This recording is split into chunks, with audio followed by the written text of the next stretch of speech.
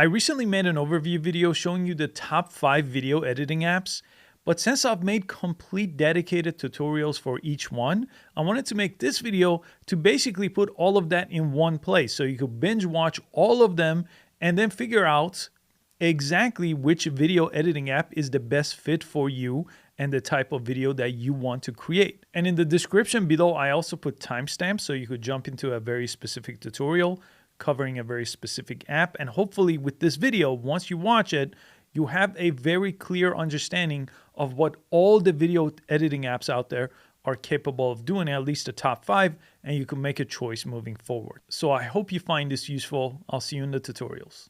DaVinci Resolve is a complete editing platform that you could use on a Mac, on a Windows PC, and even on Linux computers. And it's completely free to use. There is no limitations, there is no watermarks.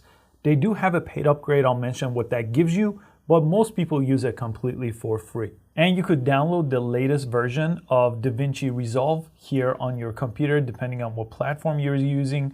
I'll put a link below. Just press the download link. And again, you could use it completely for free. And while it's downloading, let me quickly show you the difference here. DaVinci Resolve right here, the free version is what I'm downloading, but the studio version, that's the paid upgrade. So that gives you some other things, like you will get some 3D tools, you'll get a lot of filters that you won't have access to, and you get a lot of audio plugins and more advanced color grading options. Okay, so that's for more advanced users. If you eventually want to upgrade to that paid version, I've used the free version now for years. And I'm going to make this video very step by step. So if you never edited before, this will walk you through the whole process one step at a time. Okay, so the very first time you open DaVinci Resolve here, the very first thing you want to do is create a new project. That's step 1. So you could go up here to File and New Project. That should be your very first step. Name your project here. So I'm going to name this tutorial video. Now for our second step, I'm just going to give you a quick brief overview of what you're looking at here. And then as we go through it, it becomes a lot easier to understand. But right here, this is pretty much the first place you will start. This is your media pool or media panel. Basically any audio file, video file, pictures that you're going to use, they're going to appear over here. I'll show you how to do this in the next step. This right here on the right side, this is your preview. So your video is going to show up over here once you have a video to look at. And down here is called a timeline. Basically in a timeline, that's where all your editing will take place. And then on the bottom, this is important. Right here it says media, cut, and so on. This is basically walking you through step by step on what to do first, what to do second, and so on. So media, this is going to be your first step. Every time you click one of these, it will change the whole layout, right? So it will move some things around. So right now we're in cut mode, that's editing. Then we're in full edit mode, right? That's where we really trim things down. Then we're gonna get to fusion mode, and I'll explain all these as we go through it. Color, Fairlight, and deliver finally is when you export your video. Okay, the next step in the process is actually bringing in your video files or any type of media you want to use. So I typically do that from this cut menu, and I'm going to drag it to this what's called the media pool right here. So the panel I showed you in the beginning. So let me go to my Finder window here. You could do this obviously on a Mac or PC. And these are the files I have. So I'm going to go ahead and select one and then hold Shift and select all 4. And then just drag them into this media pool area, okay? And I'm gonna go ahead and change right here. So it's going to take care of some more advanced things like frame rate for me. I don't have to worry about those things. And just to show you where I get this kind of footage from, I use this platform called Envato Elements, and they're sponsoring this video. And with Envato Elements, you could get unlimited downloads of anything you see on this platform for one subscription fee. So I basically got all kinds of stock footage from here. This is basically a licensing platform, so I don't have to worry about copyright issues and things like that. And it has just hundreds of thousands. In fact, if I remove the word beach here in search, you will see it has millions of stock video files that you could choose from. You could also get your music from here, which I'll show you in a second. And it has other things like it has millions of photos as well. And this is all under the one subscription here. So if you need any footage, that's where I got my footage here. And they're all imported over here. Again, audio and photos will be imported the same way. You just drag and drop them right into this project panel. Now you also may consider getting an external hard drive, so then all your project panels could sit in an external hard drive as a way to keep everything backed up. So I'll put a link in the description to the one I use. So once we have our video files, the next step is actually the editing process. So let's go over here to the editing panel here. And again, it's gonna change the layout. Really all it's gonna do is still gonna have the timeline down here.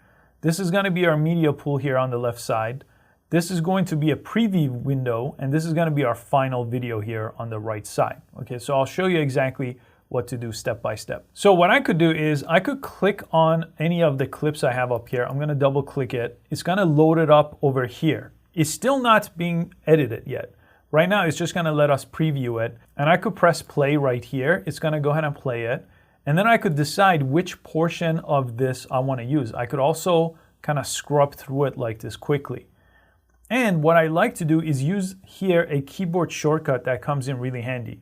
So you could use the keyboard shortcut I. So if you press I on your keyboard, it'll create that as the in point. So that's where my video is going to start. And then I'll just go through it here. And let's say I want to end it here, and I'll press O. So I stands for in point, O stands for out point. So you could see this is now a little bit lighter. Now I could drag it and bring it down here. Okay, and I'll bring it right in the beginning, and I'll let it go. And just like that, I have my first clip added.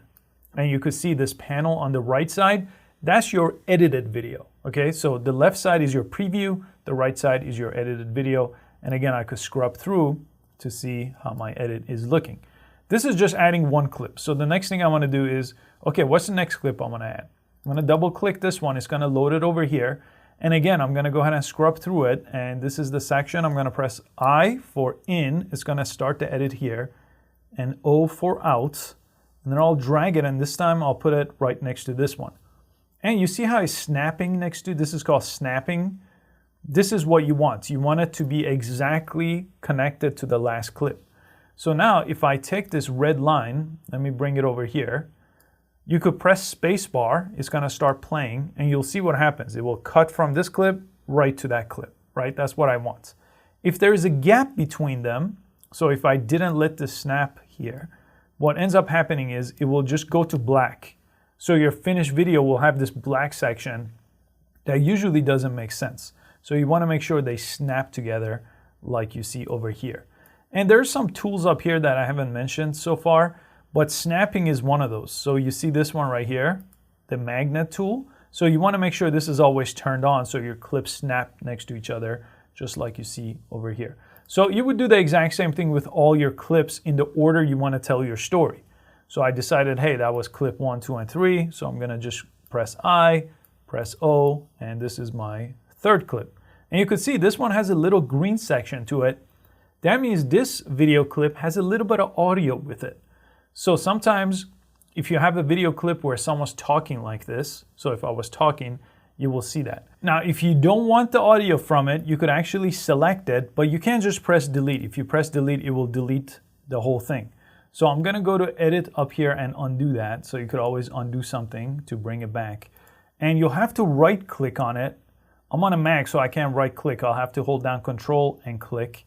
And you could actually separate that audio and video here. So you'll see lots of different options here that may be a little bit overwhelming, but you don't have to worry about any of that. Right now, all I wanna do is I want to separate the two, which is right here, link clips. I could go ahead and unlink them. So now if I click on the green section and press delete, it won't delete the video file. So they're audio and video and they lay out like that. And just to take a closer look at the timeline here, right here is your video track, and down here is your audio track. And you could have many video tracks, and they will layer on top of each other, and you could have many audio tracks too, and they would blend in together. I'll explain that as we go further.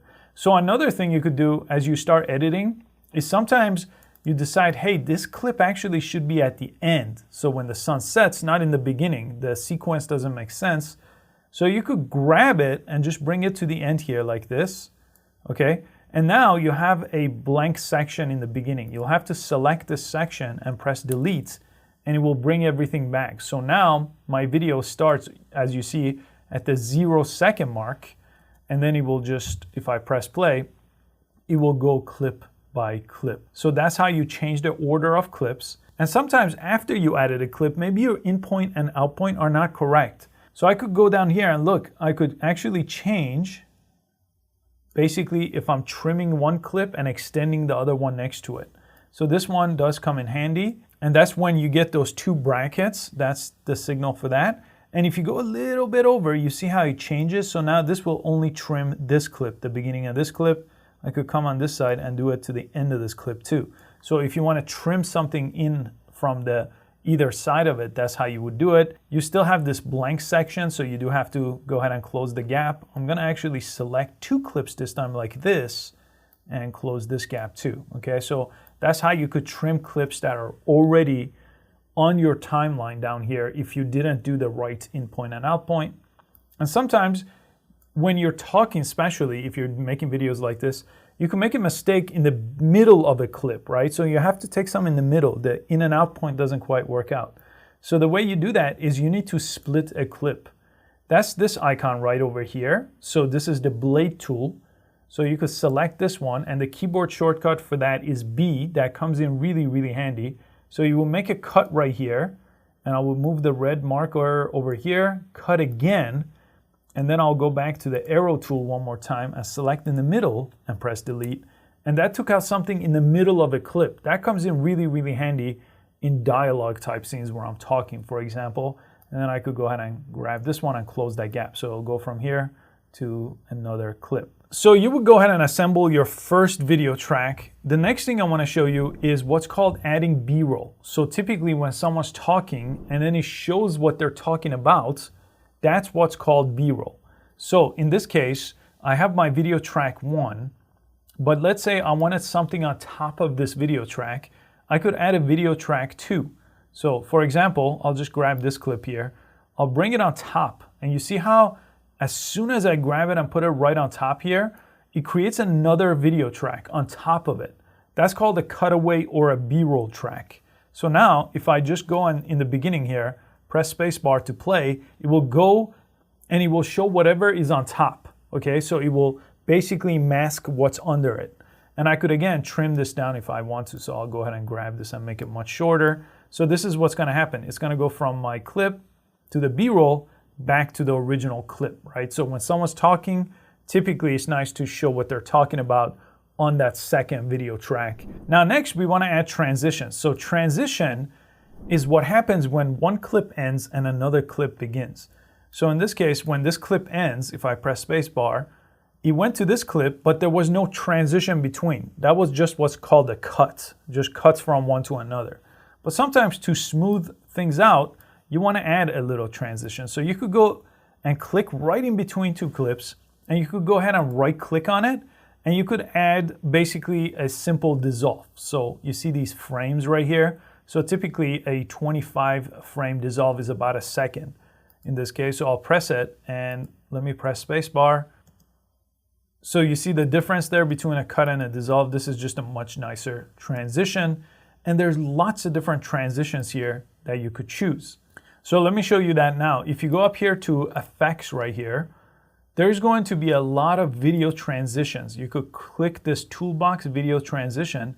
And I just did a simple dissolve, but you could blur. So that's what a blur looks like. You could see if I scrub through it, it shows me exactly what it's going to look like.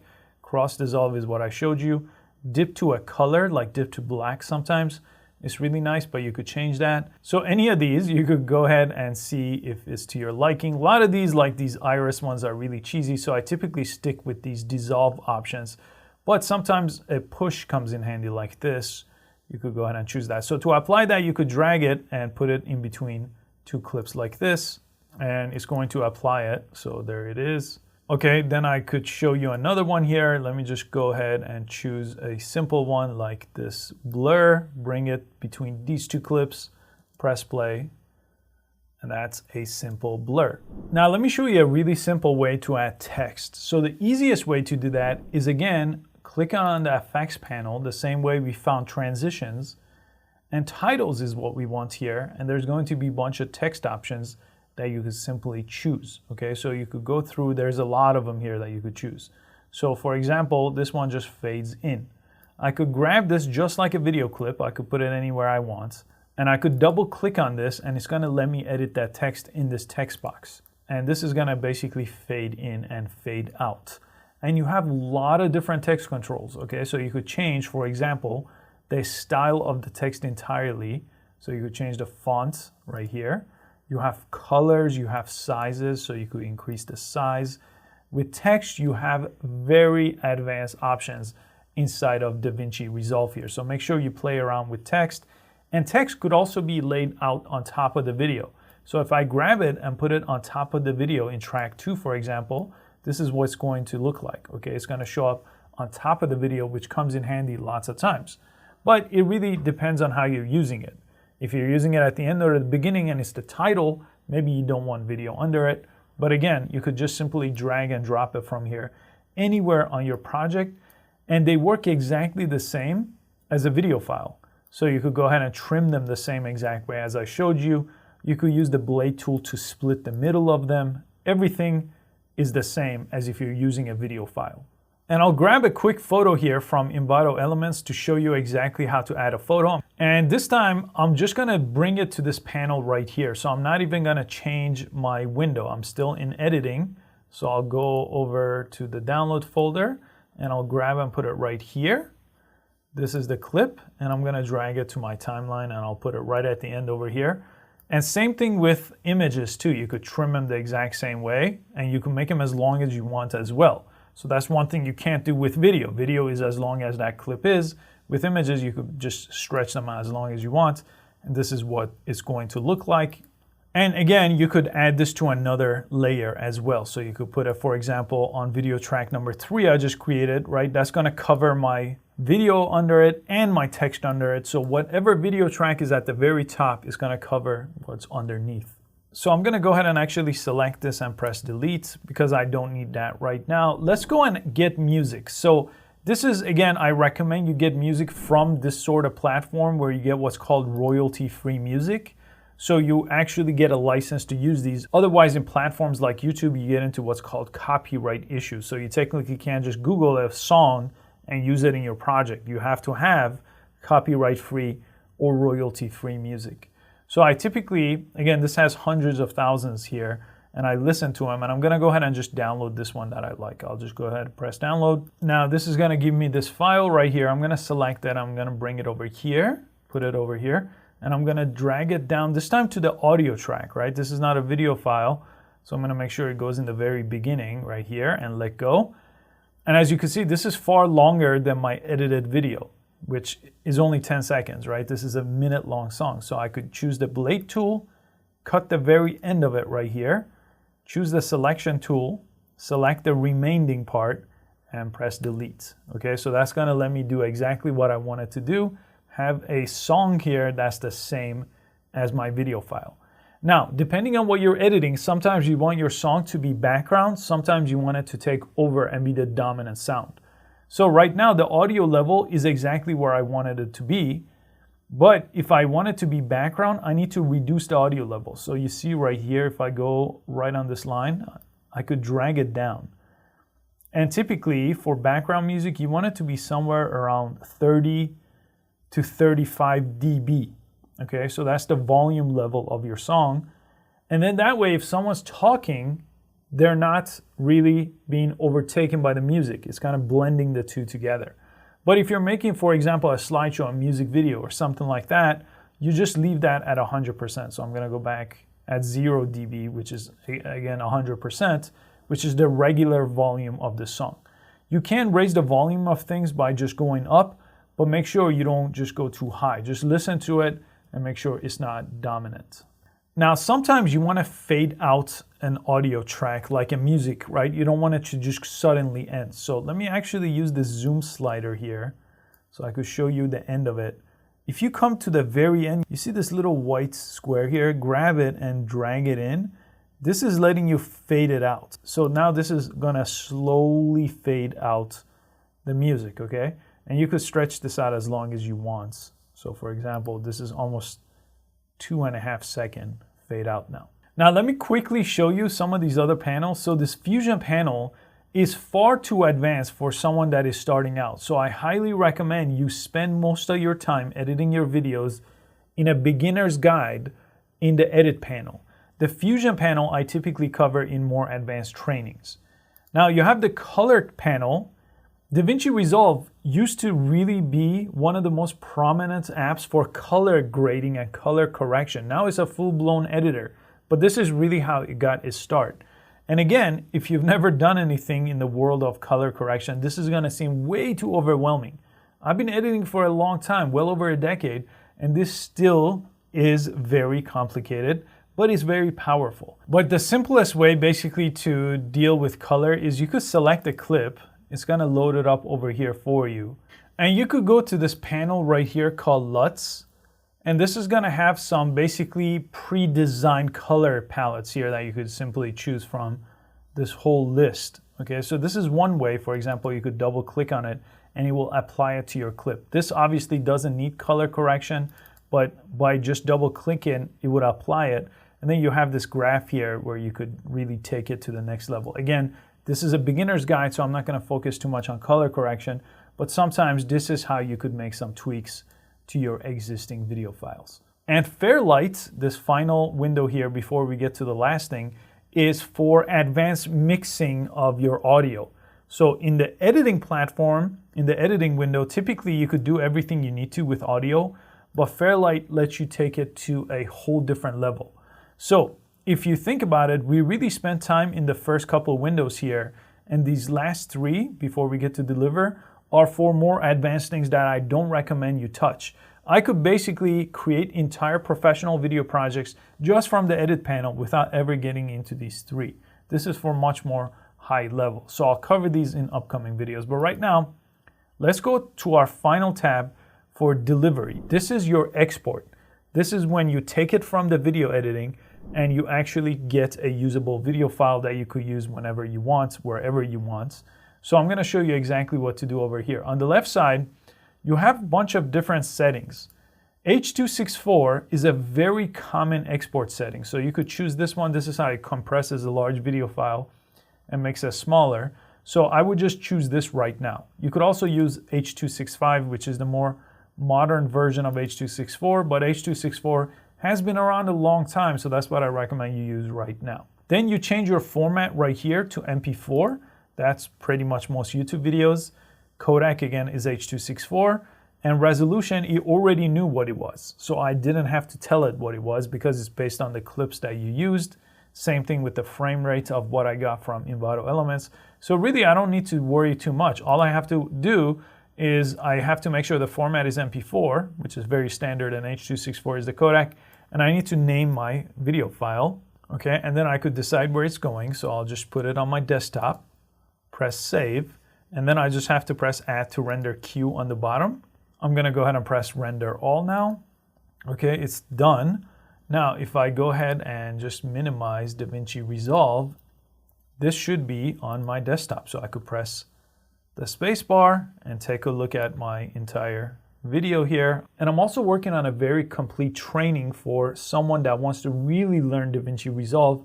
So I'll go ahead and link that below. Go ahead and sign up and I'll let you know when it's complete. Thanks so much for all your time. All the resources are below in the description, and I'll see you next time.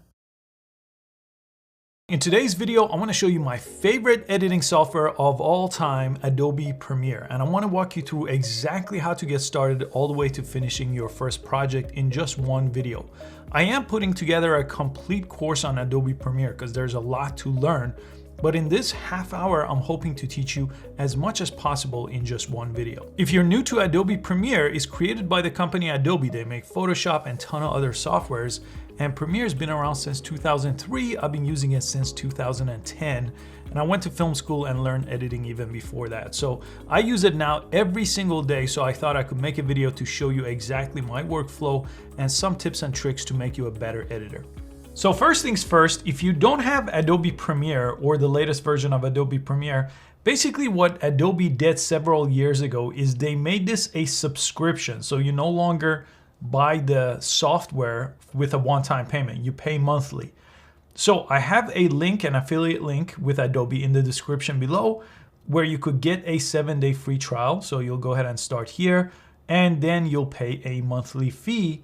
Or if you want to be a full-blown editor, or if you use other programs like Photoshop and Lightroom, you could get this bundle package. This basically comes with over 20 different desktop and mobile apps for one price, but this does also have a 7-day free trial. So whichever direction you go ahead and choose that here. They do have business and student teacher editions as well. But what's great about this is you always get the latest update. All the updates come to you all the time, so you always use the latest version. Back in the day, I bought a $1,000 version of this, and it was quickly outdated, so I don't mind paying the monthly price, especially if you're gonna use it to make videos that you're gonna monetize. Once you download and install it, I'm just gonna open up Adobe Premiere Pro here, the latest version that I have. So after you open up Adobe Premiere here, it doesn't matter which version you're using, you typically see this welcome screen here. And the first thing we want to do is we want to create a new project. You'll see that right here, and you'll see that on the left side. So I'll go ahead and press that and walk you through creating your first project. You'll see a screen that looks like this. So I'll kind of walk you briefly through what you need to do here for beginners. But typically you start with naming your project. So this is Adobe Premiere Tutorial. And then the location where this is saved, this is really important because I usually use external hard drives. And basically what I do is from the time where I record something on a card or on a phone, basically I go from this camera to this card, I take this card out, put it on my computer to download, and then I use one of these external hard drives. I'm using one right here for this project. So I definitely recommend, the best thing I ever learned from a teacher was organizing my project at this point. So I know this is boring before I show you editing, but if you get an external hard drive, you could really organize things and things will not fall apart later on. I definitely recommend the organization process before you start editing. It'll save you a lot of headache later. So I already created that, so I'm gonna change my location to that external hard drive. So right here, I created a folder called Adobe Premiere already, so you could just press new folder on Mac or PC, create one, and then the way I organize every project is I create 4 different folders. One is called footage. Anything from my card or anything I shot with a camera is gonna go in here. Music, pictures, sometimes I have graphics, and then I have my project files, which is what I'm saving right now.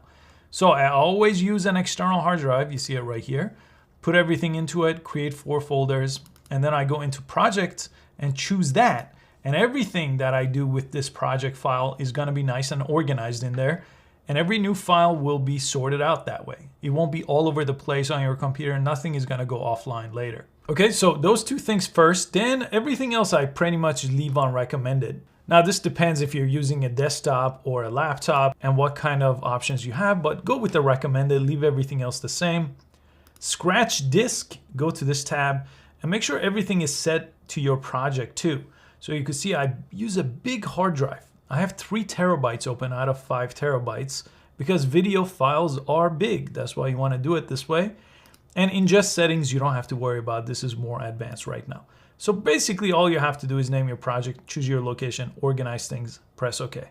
And when you open Premiere, you most likely land on this tab right here that says Learning. You see you have all these different tabs for different things. What I recommend you do is jump into default editing first. Let's go here. And it's gonna slightly change how the layout of your Adobe Premiere will look. So you see it changed some of the windows for me. So in this section, let's look at bringing the footage that we have that we wanna edit with into this. Now, this could be footage, it could be pictures, it could be audio files, music files, whatever. It's just called media. We'll bring it over here. It says import media to start. So this box is where all your media is going to be. And then I'll show you the other boxes as we go through. So right now, all you have to worry about is that on top, you just landed on default editing. We'll cover some of these other tabs later. And in here, you will double click to import media. So just double click this box. And then it's gonna open your browser here on your PC or like the Finder here. And I wanna go back to my hard drive, my external hard drive. And I'm gonna open up that same folder, right, that I used to save my project files. And I'm going to go to footage. What I did was I just transferred my footage from my camera to this folder. So I'm not using it from the card, never use it from the card, because when you take out the card, the memory card, everything is gonna be gone. So transfer over to another folder on your computer or on an external hard drive, which is what I did. And then I'm gonna select the whole folder and import. Sometimes depending on what you import, you might get a pop-up, just press OK, and he imports it. I imported the whole folder. Then what I do, I double click here again, and I'll go back one step, and I'll import this time music and pictures too I could import. So I'll import it that way.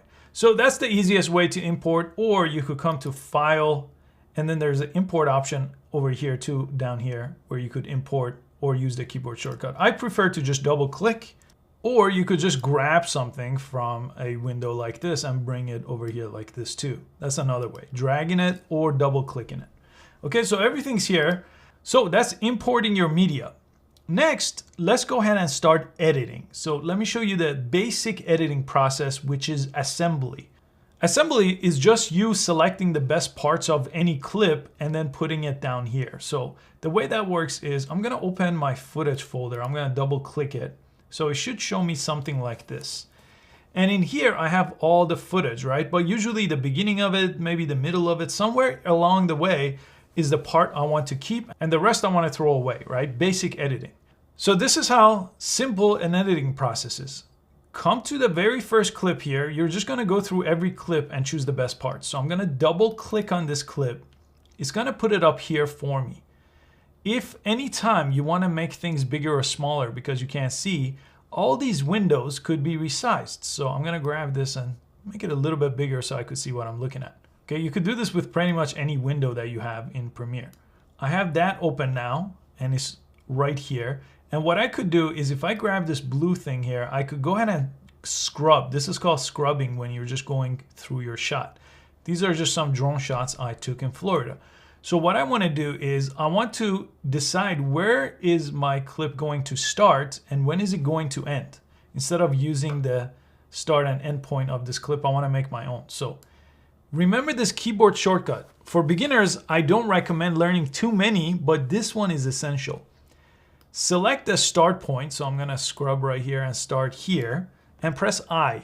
That stands for in. And look what it does when I press I. It makes this the new in point instead of the beginning. So that's your start point, your new start point, I. And then I'll go where this ends, maybe right here. And O stands for out. So I for in, O for out. That creates a new start and a new end for my clip. Okay, so I have that clip. Now, before I show you the next part, let me explain this right here. It says drag media here to create a sequence. A sequence, or sometimes referred to as timeline, in any editing program is where all your editing is going to take place. So if I drag this from this box right here, I'm gonna grab it and bring it down here and let go. My edit just began. So the first thing I did was double click this, added an in point, added an out point, dragged it down here, and it created my first sequence / timeline. You could refer to it whichever way you like. And since everything is taking place down here, your whole edited project, I'll take a second to explain to you what you're just looking at down here. V1, this stands for video 1, that's your video track. And underneath it is A1, which is your audio track. This drone shot has no audio, so you won't see anything over here really. This is just a blank audio, basically a silent audio track that is created with the video. I'll show you a different clip later that has video and audio together, and we'll focus on audio in a bit. Right now, I'm just worried about video. So let me actually stretch this out. You could stretch out any of these tracks to kind of get a little bit of a preview of your clip, okay?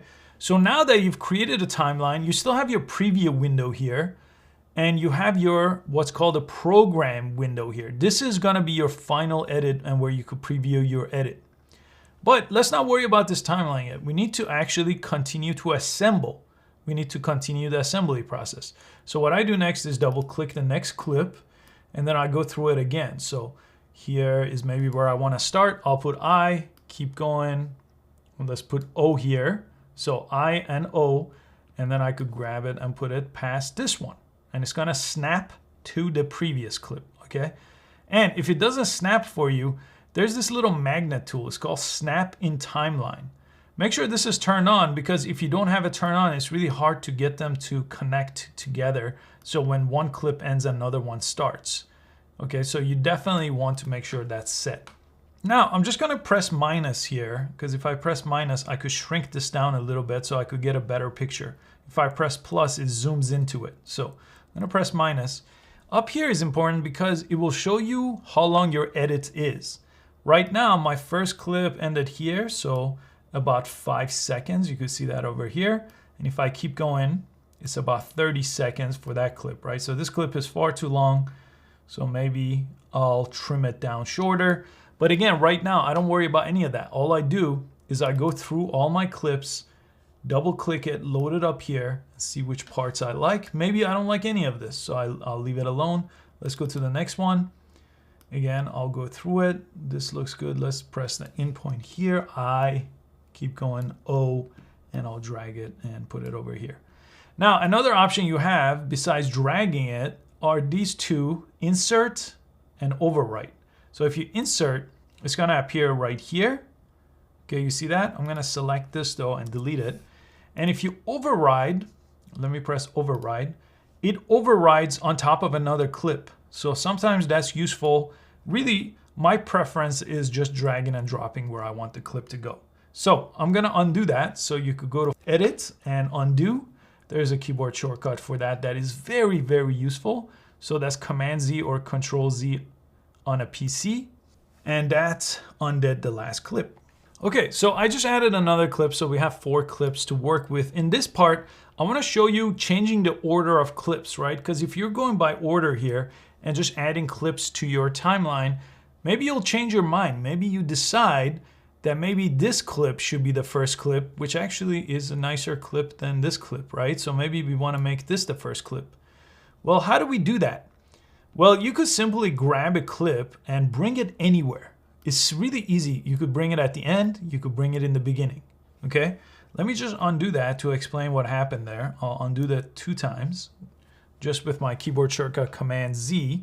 If you just grab and put it at the end, it creates an opening here, a gap, okay? Then if you play the video, it's just gonna show you a black scene right here. You typically don't want that, so you wanna close that gap. So you typically will bring the next one, bring it back, and then bring the new one back. You don't want those openings here because you want a shot to continue. But we wanna bring this in the beginning, and when we did that, if I grab it and put it right here, it erased what was there before. That we don't want either. So I'm gonna press Command Z. What we need to do is we need to grab all of them. So I'm just highlighting everything.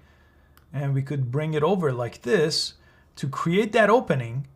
And then I could deselect everything by just clicking in an empty section. And then I'll select my last clip that I want to be the first one, bring it over here.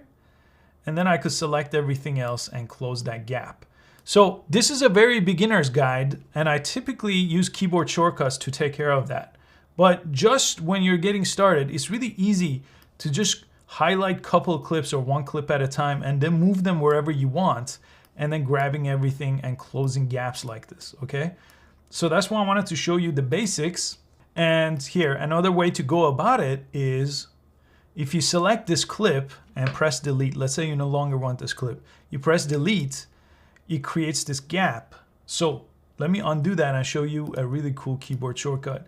You could select something and hold Option or Alt and then delete, and that keyboard shortcut closes that gap for you. So it'll go from this clip to this clip.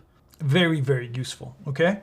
Next, let's look at trimming a clip, because sometimes you put a clip like this one and it's far too long. You want this to be shorter. Well, how do you make this clip shorter? Super easy. If you want the ending to end a little sooner, you grab the end and you bring it in. If you want the beginning to start a little bit later, you grab the beginning and you bring it out, right? Same thing with closing these gaps though. You do have to select this gap and press Option or Alt and delete. That will close the gap, or you could simply just grab it and close the gap this way. And then you'll have to grab these and close that gap too for the ending. And now this is trimming our clip. A very basic style of trimming that I recommend for beginners before they start playing with more advanced things. Now let's look at splitting a clip. Sometimes you want to split this clip. Maybe you want to keep this part here, but the second part you want it to go somewhere else, maybe at the end. Well, right now I can't do that. If I grab it, the whole thing moves, the whole clip. And I don't want to go back here and start from scratch in the assembly section. So this tool right here, it looks like a razor blade. The keyboard shortcut for it is C because it stands for cut. So if you select it, you could come in here, and as long as this line is where you want the cut to happen, like here, if you come down here, you could click and it separates your clip to two different clips, okay?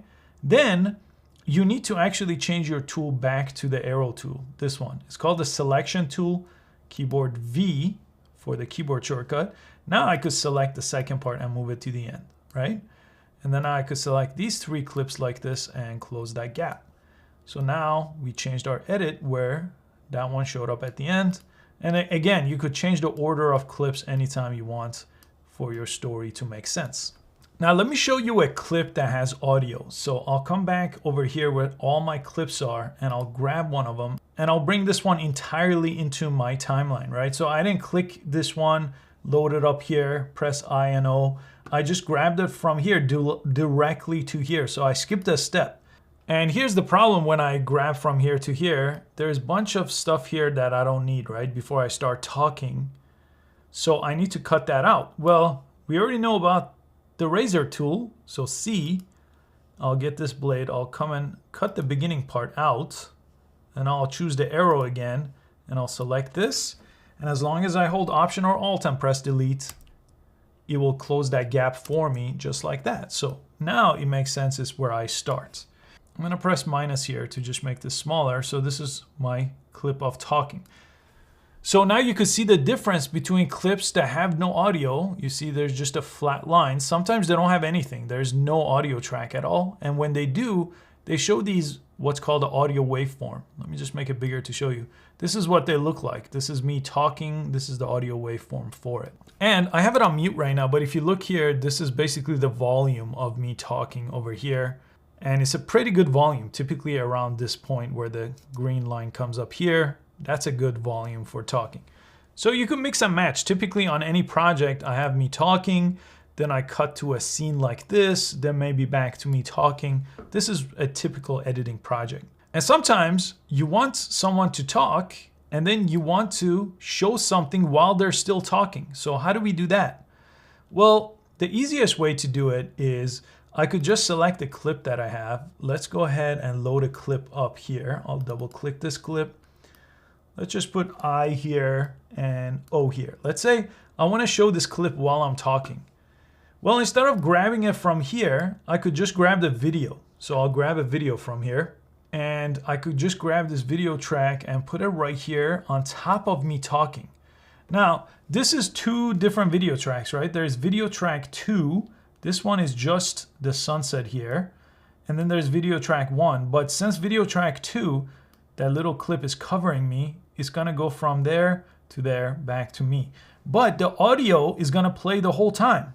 That's what's great about this kind of edit. And these, when you edit like this second clip is called B-roll. I use B-roll like this all the time. When you're telling a story, it's really great to just have someone kind of narrate underneath it this way. So this is either called a cutaway or adding B-roll to your video. Very, very essential to editing once you get a little more advanced. Let's say I'm done with the basic edit, then it comes adding music and fixing the audio and adding text and transitions and things like that. So let's get into that now. And the basics of it is this. If you want to add music, you basically put your music on a different audio track than your regular audio track. So if you have already someone talking, like right now, A1 has something on it, right? This is audio track 1, it's me talking. So music needs to go to audio track 2. So let's go back to our folder. I'm gonna press this up arrow to get out of this footage folder, and then I'll see my music folder and double click that. With music, you're gonna get in copyright issues if you don't license music, okay? It's really hard to just use any song, and especially if you put it on YouTube or work with clients, you have to license. So I'll put a link to my favorite platform, Envato here, where you could just play a song, and then you could just pay a monthly fee and use as much as you want. You just press download here, and that's what I did. I licensed it through this platform. Now I could use it for anything, right? They're called royalty-free audio tracks.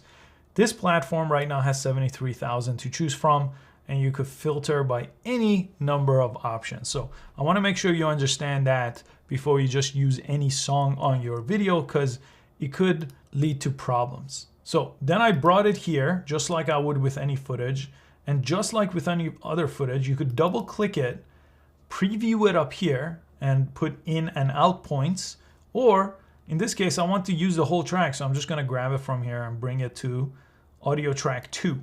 Okay, and it looks like I missed the beginning, so I'm going to grab it and bring it to the beginning.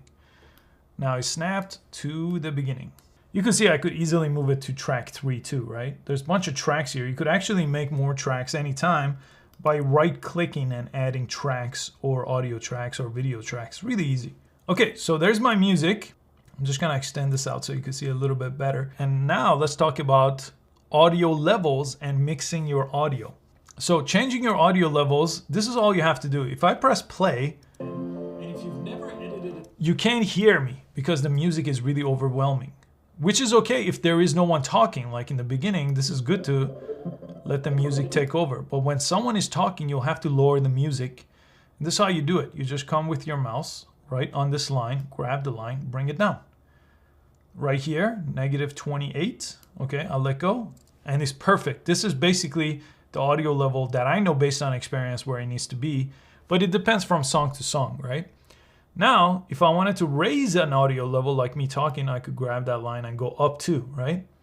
And how do you know it's perfect? Well, you could listen to it. This is the perfect video edit. And you could also look at that line, right? As long as it's not hitting this red part, it's probably a good mix. So that's just the very, very basics of audio editing, because there's literally, if you come up here and press audio, a whole audio mixing panel here with all kinds of sound effects and sound essentials here, dialogue mixes, music, so much to cover that this could be its own course. But just for basics, typically, if you use background music, just make sure if someone's talking to bring the volume down so it mixes correctly with the audio. And if someone's talking and it's low, just make sure you bring it up here so it falls between -6 and -12 on this bar. Now, look at this song here. It's far too long, right? My edit ended here, but the song, this green, keeps going. So I'll have to use the blade tool, come down here and cut right here, right where it ends, and then press the selection tool and select the rest and press delete. So now my audio and video end at the same time. And now I want to show you how to fade things in and out. Okay, so typically, with audio especially, you want it to smooth out. You don't want it to just abruptly end. So if I click here and right click, there's this thing called apply default transition. And you could do this to video too. So I'll apply default transition. And let me show you how this is going to end now. Entire editing workflow using Filmora 10. Okay, so this fades it to black with audio or with video, and with audio it fades it out.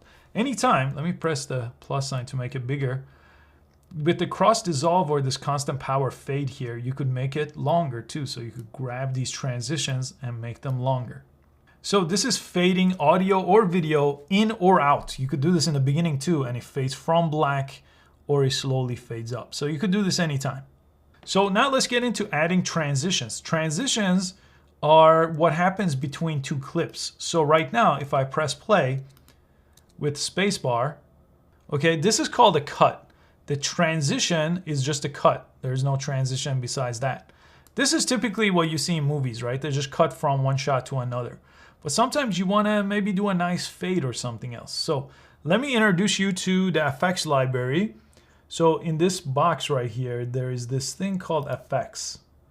And this has all kinds of stuff. It has stuff that I've bought for it outside of Premiere. It has default audio tracks. It has video effects and video transitions. Right now, let's open up video transitions. I'll show you the basics here. Under dissolve, cross dissolve is the most common. It's the default one. So if you grab it from here and put it in between two clips like this, and I'll go here and press spacebar, that's a cross dissolve, right? Very handy, probably the most common one you'll use. Then you have dip to black. It's very cool. Let me show you that. It goes to black and comes back from black. Very handy transition too. Then you have something called a film dissolve, which I really like. Let me show you that. So it's kind of a cross dissolve, but it's a little bit of a different style. And then there's more that you could play around with to see. Some of these are very, very cheesy, like a page peel. I don't recommend, but this is what it looks like, right? Very 90s. So you get the idea. You could get a ton of different transitions from this box. So I wanted to introduce you to that. And while we're here, I'll show you video effects too. So video effects are not what goes between two clips. It's what goes on top of a clip to make it a little bit different. So just to show you a very basic one, I'll show you image control here. You could change something to black and white. If I just drop it, just like that, it changed to black and white. But these effects have a ton of settings. So if I click this right here and come on top, there's effects control. So all your effects have their own control, and those are the control for the one I just applied, black and white. Let me select this and actually delete it. I'll show you a different one as well. So let me show you lens distortion. Let's drop this on top of this clip here. You could see all these settings. So let me change the curvature. You could see I could get this kind of effect out of that filter here. Now I rarely use video effects like this. I use maybe a handful of them, but I just wanted to show you video transitions and video effects, but it's for more advanced editing. Right now you could stick to the basics. But adding text is one of my favorite things with Adobe Premiere. Let me show you how it works because it's really, really easy. All you have to do is press T right here. In your keyboard too, it's just T for text tool. And then you could click anywhere on your top of your video and I could just type text, okay? Let me actually call this Florida sunset, okay? So this is the text. And as you could see, on video track 3 randomly, it just created that text effect. And I could treat this just like any other video file, right? I could actually cut it.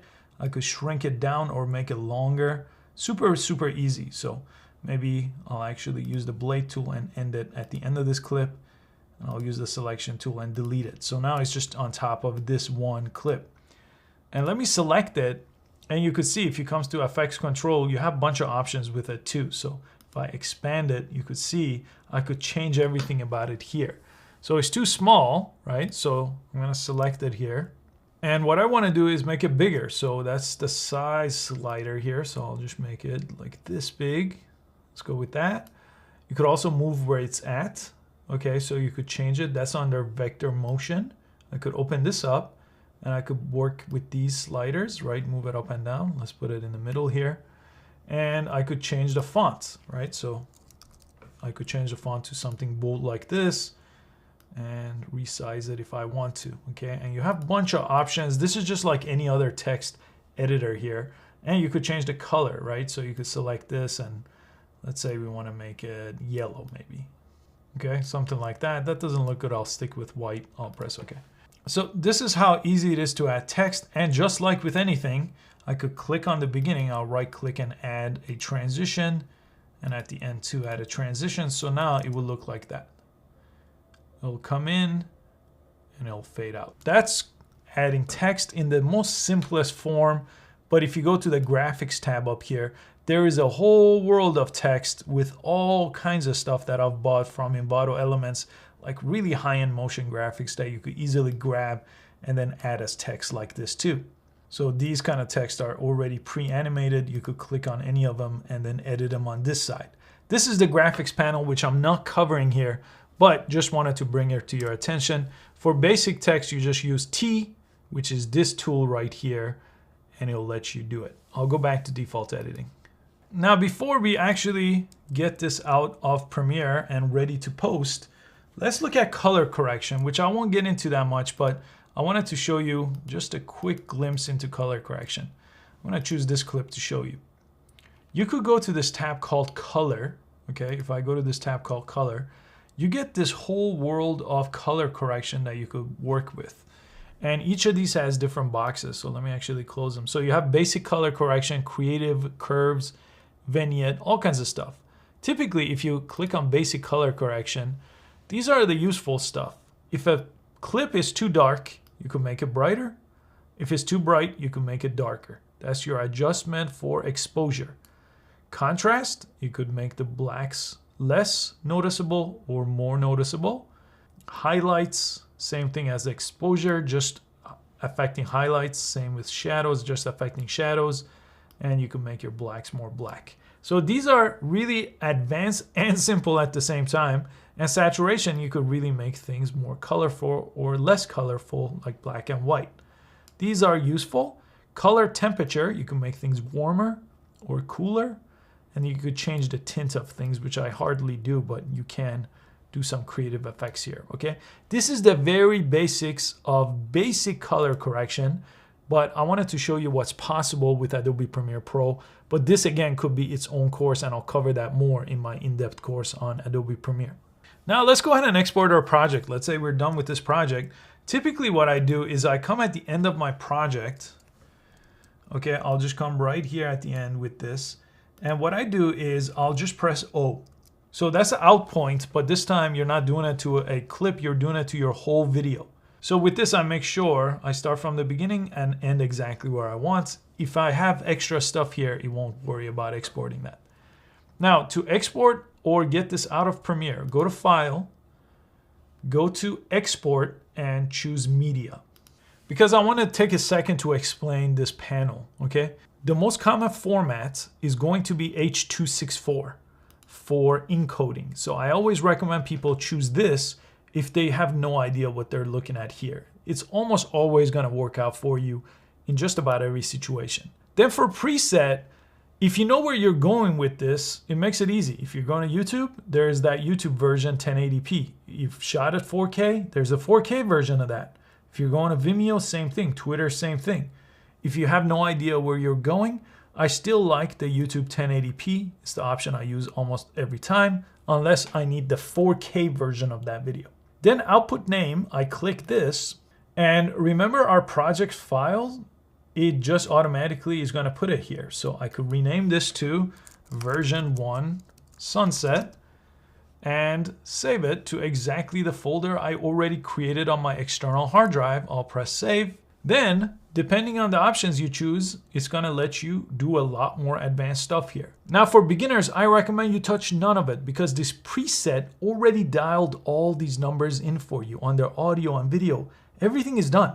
So you don't have to do anything. Really, you just need to know your format. This is going to make it MP4 H.264 video, which is the most default video and it has been for like 5 years. Set it as that. Don't worry about anything else. Set your output name so it knows where it's going to go. Make sure if you have audio and video, they're both selected. Just press export. That's it. And depending on the speed and the length of your video, this may take seconds or it may take hours depending on the size. Now, if I go to this version right here, it's actually exporting right here. So as soon as this is done, I'll show you this clip. And there it is. I got this that says video exported successfully. It's in my hard drive. Just press spacebar here. And there's that video, right? Based on my editing. I mean, it's just kind of a mishmash of clips, but you got the idea of the different types of clips you could work with. And this is ready now to be posted anywhere. You could post it on YouTube. You could post it on Google Drive and send the link to a client, for example. If you're doing client work, I use Vimeo a lot for sending things to clients. And that's a crash course to using Adobe Premiere, the most powerful editing software out there. And I know we covered a whole bunch of stuff. That's why I'm putting together a very complete course where I really take my time and walk you through all of these in much more depth and show you a ton of things that we didn't get a chance to cover. So if you want to learn more about Adobe Premiere, really master it. I mean, I've been editing professionally for now 15 years, and for a decade, Adobe Premiere has been my favorite software. So I'll put a link in the description to that. All the other resources we talked about, royalty-free music, free link to Adobe Premiere. And I really hope if you want to take your editing to the next level that you choose Adobe Premiere, although I do cover all kinds of editing softwares on this platform and on this channel. So make sure you check those out to learn more about what's out there. Thanks so much for all your time. I really hope you found this useful. Share it with anybody else that you think may take advantage and benefit from learning Adobe Premiere. And I will see you next time. Filmora 11 is one of the easiest to learn and one of the most beginner-friendly editing apps out there. So I wanted to show you exactly how to get started editing your first project with Filmora 11. I'll start with the basic editing process in Filmora 11, and then I'll show you all the different things you could do right inside of the Filmora app. And at the end of the video, I'll show you a couple of brand new special features that came out with Filmora 11. And Filmora 11 is available on both Mac or Windows PC, so whichever computer you have, you could download it for that device.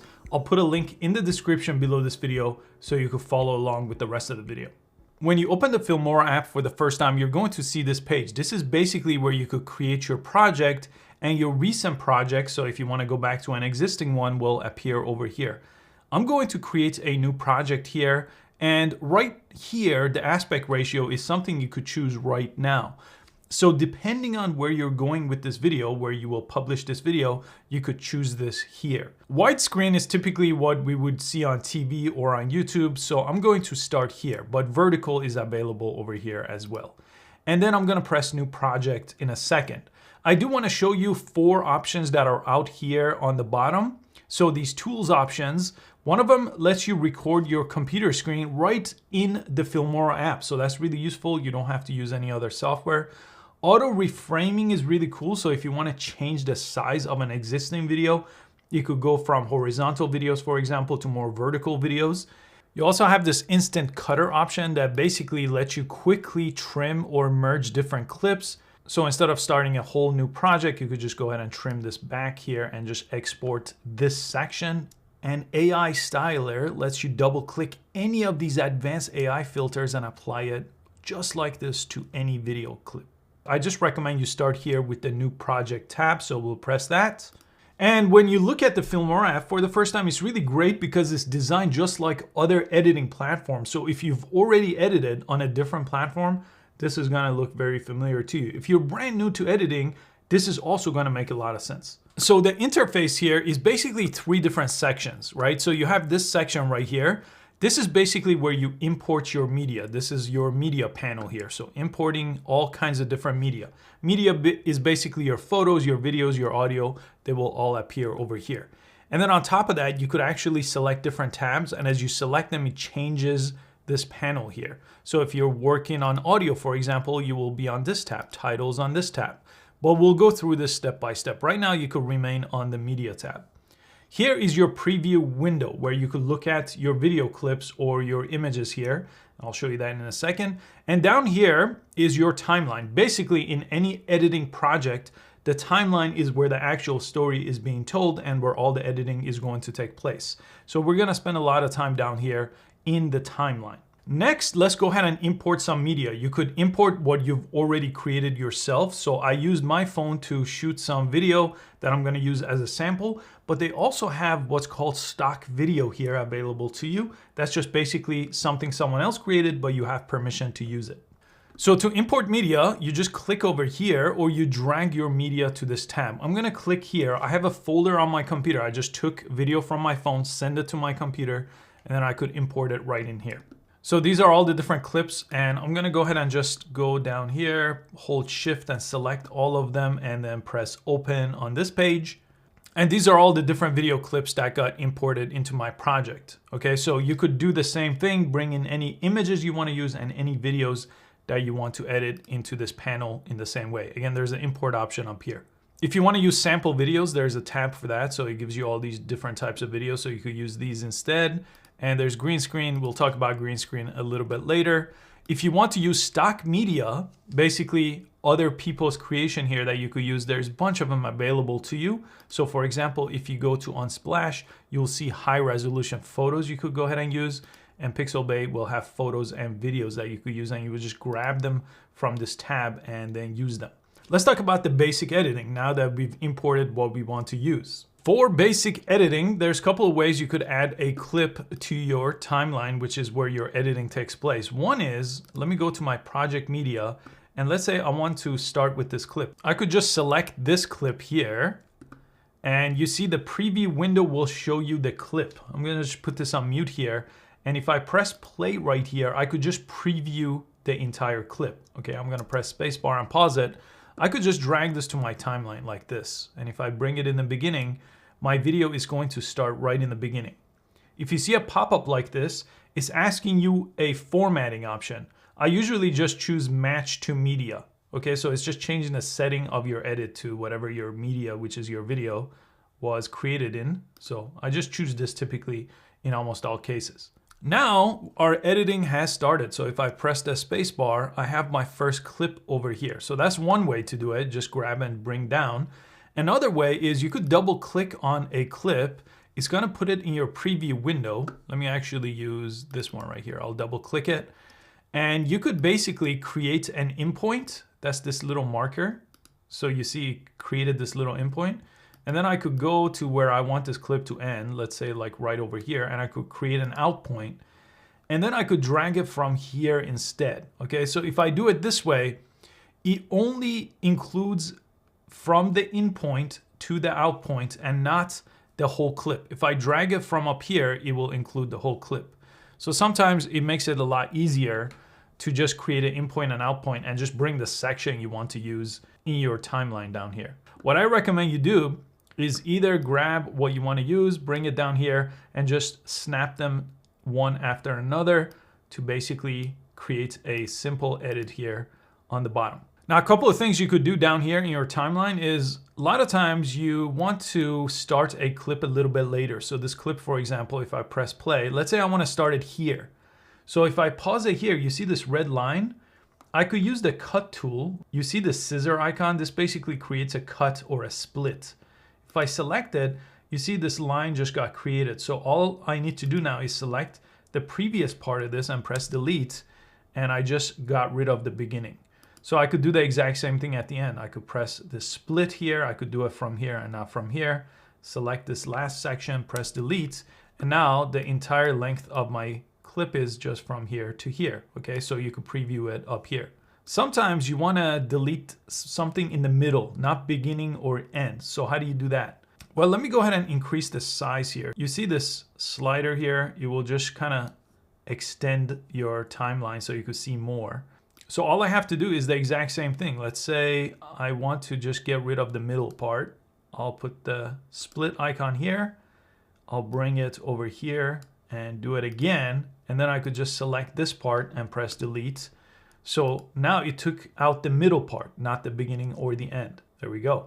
And you could also sometimes grab the clip, if it's your last clip, by the end of the clip and just drag it in, and it basically cuts out the other part of it without having to create a split. So now this clip is going to end here. Now sometimes you want to change the order of clips. All you have to do is grab one clip like this and then just drag it over here, and then it creates an empty section here. You could select that empty section and then press delete, and it fills it in with the clip that was next to it. There's an undo and there is a redo option right here that comes in really handy if you ever make a mistake. Now, after editing your video, you want to work with audio. So that could be voice and that could be music. Let me show you that here. If you have audio with the video clip, you'll see this green section right here. So you could grab this right here, the slider, and reduce the volume if you don't want any volume from the clip. So in this case, I don't want any volume coming from this clip because I'm going to add music instead. So I would reduce the volume. If someone was talking though, you could keep that at exactly where it was before, which is 0 dB here. Okay, that's the volume of it. So you could leave it alone. But in this case, I'll go ahead and mute it. Now let's go to the audio tab, and here we may want to choose some songs here that we will add down over here. Okay, so I'm gonna grab this song, for example, and bring it down here, just like any video clip. I'll just make sure I come to the beginning of my whole video and I'll add it here, and it's gonna go ahead and download and convert it. I'm gonna grab and bring it right to the very beginning. You see this is much longer, right? So I need to bring this red line over here to the end, and I need to create a cut. So I'll cut here, and then I'll select the rest and press delete. So now my music and my entire edit is the same length over here. If you want to change the volume of anything, this is the slider for that. And sometimes you want to add what's called B-roll to your video, right? So to do that, you basically add another video track. So right now I have one audio track and one video track. You see, this is video track 1, this is audio 1. But I could click this option right here, this plus sign, and add a video track. Now it's going to create a video track 2, and I could go back to my media panel or my stock video panel and add things on top. So let's say I want to add this one. I'm going to grab it, bring it down here. It's going to put it on top. I'm going to actually reduce the size of it. And basically what happens is if I press play, it's going to go from track 1 to whatever the top track is, which is track 2. And it'll cut to this video clip that was just one of the stocks. So this is what's called adding B-roll where you add another video track and add other footage to it. And you could do the same thing if you have multiple layers of audio like music or someone talking. Now let's look at transitions. Transitions could make this really come to life. The transition tab is up here and there's a bunch of really useful transitions here. Let me increase the size of this so you can see. If I want to add a transition right here, I'm going to go from this clip and do a transition to this clip. So it's not just a cut. When there's no transition, it's just called a cut. So if I want to do a dissolve, I could grab it and bring it and put it between these two clips. Now if I go here and press play, see nicely dissolved to the other clip. And there's a whole bunch of useful ones right here that you could use. Some are a little bit cheesy, like a cube transition. I typically wouldn't use something like that, but it can be useful in some cases. You could see that. But there is a lot of different transitions here that you could use from, all built into Filmora here. And to change the duration of a transition, like if you want a shorter transition, just grab it and squeeze it like this. And now it's much quicker, so it'll go like that. Then usually after transitions, I might want to add some titles like text on top of my video, because typically with text, you can really keep people engaged on your video. That's the title tab over here. And what's great about Filmora, a lot of the titles, you don't have to build from scratch. Everything's built there, the animation included. So for example, if I want to add a title like this, I'm gonna go to the beginning of my video, grab the title and put it on that new video track I created. If you didn't create a video track, create one now as a second video track, or even a third if you have two already. And if I press play, if I go to the beginning and press play, you can see the title will show up over here. Now to edit the title, all you have to do is double click it and it will load it up over here. So you would change yours. I would double click on the second box here and then type in Chicago. And that's basically how simple it is to add a graphic. There's a bunch of other things like changing the font and all kinds of color settings and position settings too that you could work with. And there's other styles here and animation presets on this side. Now there are effects and elements too that come in really handy. Let me show you those. Now with effects, typically you may think of filters basically that lay on top of the video. So I'm gonna grab an effect here. Let's choose this mild effect here. Let's go ahead and drag it on top of our video clip and it's gonna apply it. And it's going to give an interesting look to our video. You see that? So for a title, that might be interesting. If you wanted a different look, like a golden look, you could drag that on top and look at that video. It looks completely different now. Sometimes that's really nice too when you're using a title. So that fits a lot nicer for our beginning. So take a look at all of these. There's a ton of them. You can make your footage black and white, very cinematic, all kinds of different filters and effects. And you could see a whole bunch more over here. Then you also have elements. Elements are really interesting because they're kind of pre-built advanced animations you could put on top of your video. So if I go a little bit later, like over here, let's say I want to add this one here. I'll grab it, put it on top. And this works sort of like a video because it's on top of your existing video. If I press play, look at this. That's pretty cool. So you could go ahead and double click these as well and kind of place them wherever you want. So if you want them on top of something else, you could just go ahead and move them around. And Filmora 11 actually makes split screen too very, very easy to use. With split screen here, this last option, basically you could put 2 or 3 different video clips next to each other in a really interesting format. So for example, if I just grab this paper one, I'll put it at the end of my video here and it's gonna download it. And you see what this is doing right here? It's letting me drop a video here, here, and here. Okay, so all I have to do is, for example, if I just drag this clip, I could drag it here. I could drag another one here in the middle, and then I'll add this last one over here to number 3. And look how cool this is. That's really, really interesting. A lot of times you may have green screen footage that you want to work with. Let me show you how easy that is. Here, I just imported a green screen clip here. I'm going to drag it down here, and this is our clip here. And look how easy it is to take out the green and replace it with something else. I'm going to select it, and look up here. We haven't talked too much about these options here, but one of them right here is called green screen. If I select this one, basically it lets me select the green. So I'm going to turn this on right here. Look at that, just one click and the background got removed. And typically when I bring another background in, if it doesn't look quite right, I could play around with all kinds of different settings here to make this look right. So maybe I'll slide this down and then I could go ahead and press OK. Now to bring something in the background, I just have to bring up this clip to the top layer so I could bring something underneath. Then I'll go back to my stock media, for example, and I could basically take anything from here or just do a simple search. So I'll just use one of these animations. I'll bring it down underneath here. And this is basically the result I got. And then I could go ahead and select the top one and just work with any of these settings just to make sure I don't cut anything from her that I don't want. But it's really that simple to use green screen and change out the background here in Filmora 11. Now, before I show you how to save and how to export this out of Filmora 11, let me show you two of my favorite new options that Filmora 11 rolled out. One of them has to do with how you change speed. It's called speed ramping. Let me show you how cool this is. I'm gonna bring in this clip right here. I'll bring it to my timeline.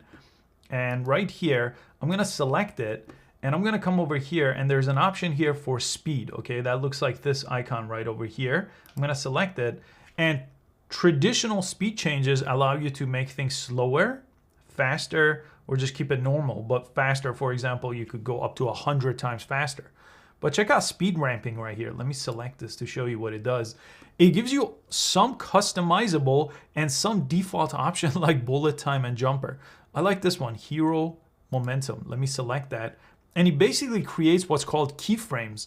Now this is typically a lot more advanced using keyframes, but this with these built-in presets, I'm gonna press OK to show you what it does.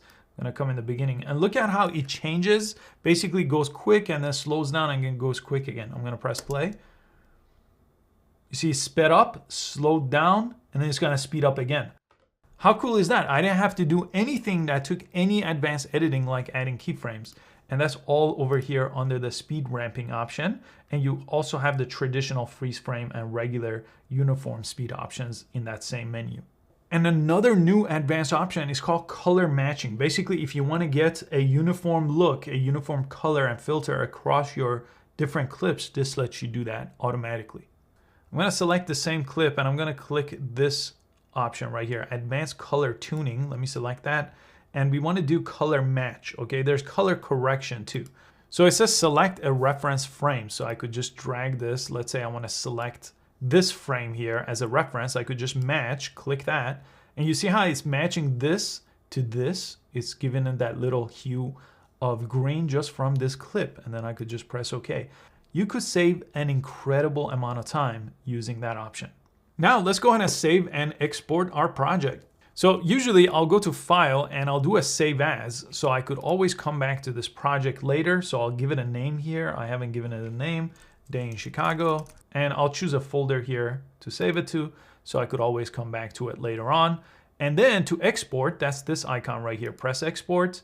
So for formats, you could choose individual devices, you could choose YouTube here if you're going to YouTube, and even sign in directly to YouTube, but typically I'll just stay on format. MP4 is probably the most popular format, so typically you will select this 99% of the time. And then you would choose output. This is going to the Filmora output folder. That's okay. Resolution is fine. So typically I just would have to press export. Just make sure you choose either MOV or MP4, or based on your device or YouTube, press export right here. And then it's gonna just go ahead and export it. It's usually a pretty quick process. And this is my finished video, right? So I could go ahead and post it on social media or send it to anyone I want from here. And that should give you the fundamental framework for editing any video using Filmora 11, and I hope you found it useful. Thanks so much for your time, and I'll see you on the next video. Hey everyone, in this video, I want to show you exactly how to use Shotcut Video Editor, a completely free and open source video editor for Mac, PC, and Linux. And I've been editing professionally for 15 years using a variety of different softwares, and this one impressed me. Even though I don't have much experience with it, it really keeps up with the professional video editors and the paid version of those editors that I use. I do have other tutorials on other editors like DaVinci, Adobe Premiere, iMovie. So I'll put some resources in the description below this video so you could watch those too. But if you've never edited a video before, this is a really good software to get started with. I'll show you step by step how to use it. And if you plan on editing all the time, I recommend you pick up one of these external hard drives because video files are really big. So you don't want to use up your entire computer's hard drive space. So I usually edit on these. I have one connected right now. And I put all my footage, all my video files onto this, connected to my computer, edit right off of here. It doesn't take up any space on my computer that way and keeps things nice and organized. I have a link to this website in the description. Again, it's completely free, it's open source, and it works on multiple platforms like Mac and PC. Click here to download and it will recognize your device and you could go ahead and download it over here. So I've already gone and done that, and let me go ahead and open up a brand new install of Shotcut video editor here. And let's go step by step on what you need to do. Step one, the very first thing you need to do is you need to create a new project, and this panel should show up right in the middle. Just make sure you're on this editing tab here as well, and you should see this right in the middle here. Project folder, let me click this. So typically you want to choose a folder where everything is going to be saved. On a Mac here, it's just choosing the movies folder. But as I mentioned, you could pick an external hard drive like this one I have plugged in. I could just click this and save files that way. And that will create a new project for you as long as you create a project name. So I'll call this Shotcut tutorial. And video mode, you could leave it on automatic if you don't know much about video modes. But basically, this is going to tell you the resolution of your video. So if you're a little more advanced and maybe you know your video was shot in 4K, for example, this is Ultra HD 4K. This stands for 4K, which is 3840 by 2160 resolution. Again, you don't need to worry about that if you're new, but 1080 basically is HD, 2160 is 4K, and 720 is 720p HD, a lower resolution HD. I'm going to leave it on automatic and let it decide based on the footage that I bring into it on the next step. Press start right here. Okay, now we have created our project. Step two, we want to import media. That means just bringing your footage, your music, your pictures, whatever you want to edit with, that has to be brought in, and this is the window for that. After we do that, I'll kind of show you exactly what you're looking at in this whole space. Now I have some drone footage here that I'm gonna bring in. So there's a bunch of drone shots that I captured. So I'm gonna grab all those clips here, and I have a music file too. I could just grab this whole folder and drag it over to this box, okay? So drag and drop over will import everything for you. See they're importing right now. It takes a few seconds, then you should have all your clips over here with the description. So that's the easiest way really to import anything. It's just kind of opening up a different window with all your files and then drag and drop them right over here.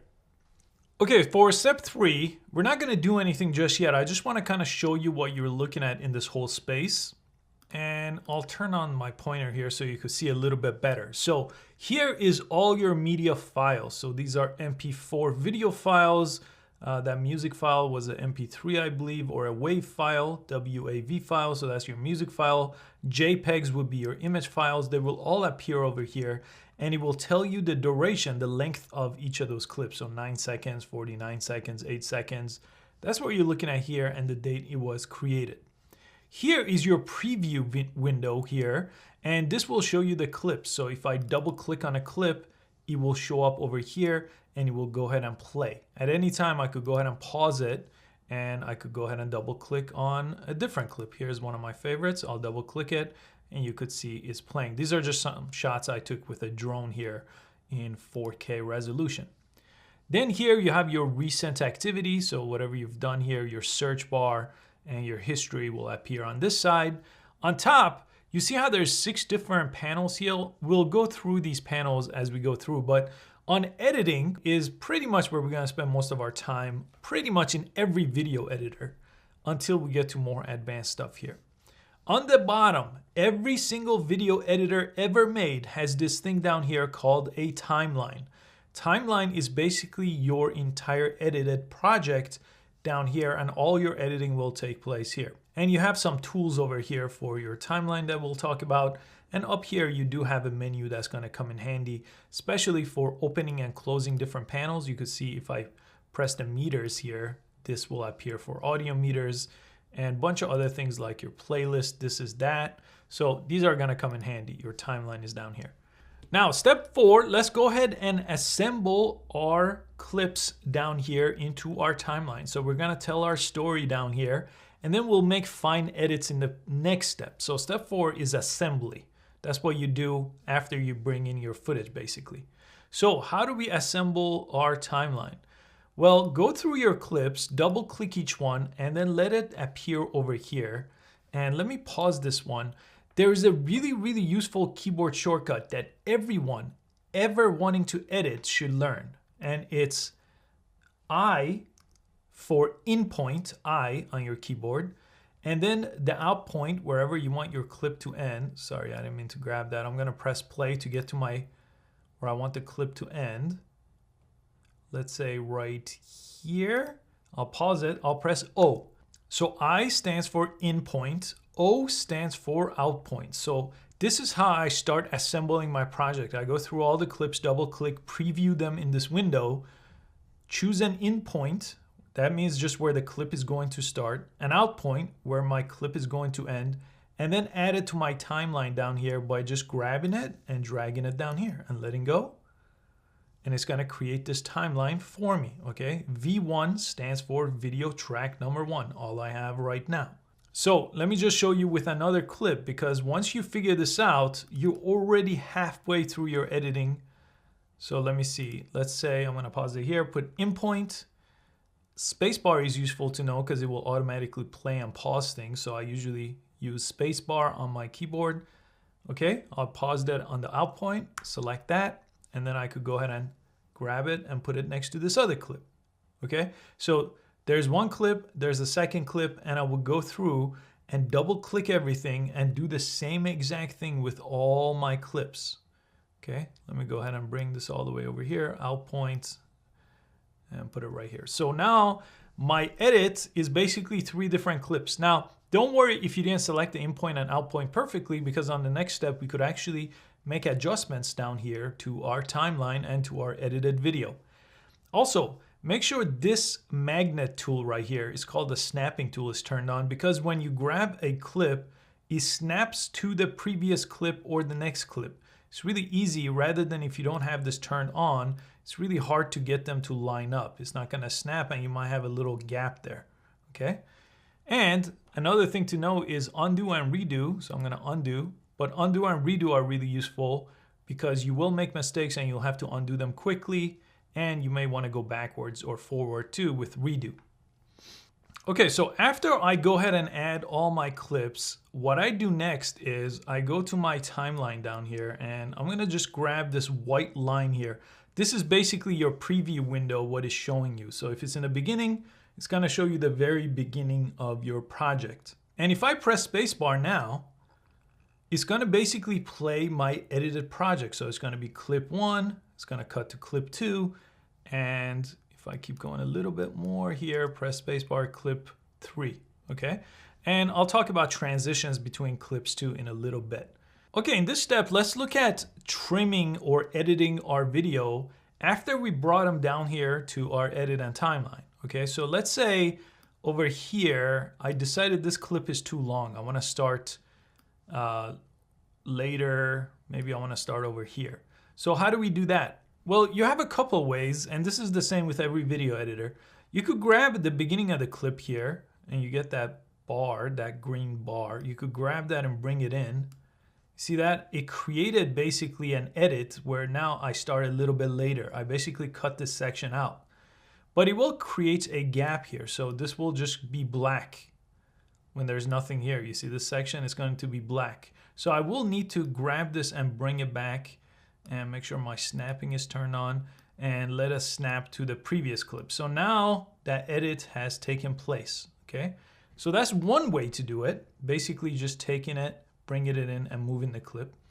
The other way is you could split a clip. So split at playhead. Playhead is this white line. So wherever this is, if you press this, it splits your clip into 2 clips. Now I have one clip here, one clip here. It was the same clip I brought down, but it just made them into 2 for me. So now, again, I could go ahead and grab the first part, press delete, and then bring this one back.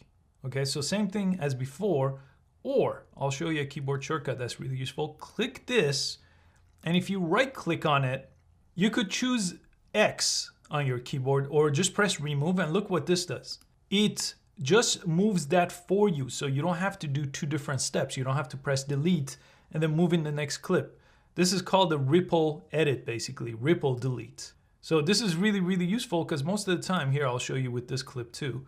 If I go on this clip, I split the clip, and if I just select this and press X, it does a ripple delete. It leaves no black areas behind, where the other version, the first version I showed you, leaves a blank or a black section, so you do have to move something over it or bring the clip back. So besides the snapping tool here and the split tool, I do also like this plus and minus. Minus will remove whatever clip is on right now, so it will just remove that clip that I was on. I'll go ahead and undo that. And if I come at the end here, or where I'm standing here, if I double click and choose another clip here, I'll just pause it right now. And if I press the plus sign, see, it puts the clip at the end of my edit, the whole clip here. I didn't put an in point and out point, so it's putting the whole clip right here at the end. So the plus sign will add clips from your preview here, and the minus sign here, let me press it, removes the clip that you're on. Very, very useful. So what about rearranging your edited project? What if this clip needed to start before this clip? How do I do that? This is one thing that professionals editor don't do, and this does, so be careful with this. If I grab this and dump it on top of the first clip here, it just erases that part of that clip, right? So it does start with the sunset clip now, but it completely messed up my edit. That's not what I wanted to do. So let me go ahead and press undo here. And what I want to do instead is I'm going to grab these two, or this clip here, bring it here, and then this clip I want it to be last, so I'll bring it here, and then I have this black area right here. And again, if I right click on a black area and remove it, it brings everything back. Okay, so if that's too confusing, let me just undo that. You can always grab, let me go ahead and grab this. I'll hold down shift to grab multiple clips and then just move them by myself here where I want, so right here.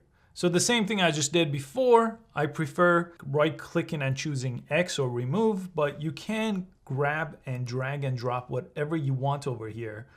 But just make sure when you go on top of another clip, sometimes you will do this, which is a transition here. So I'll talk about that in a second.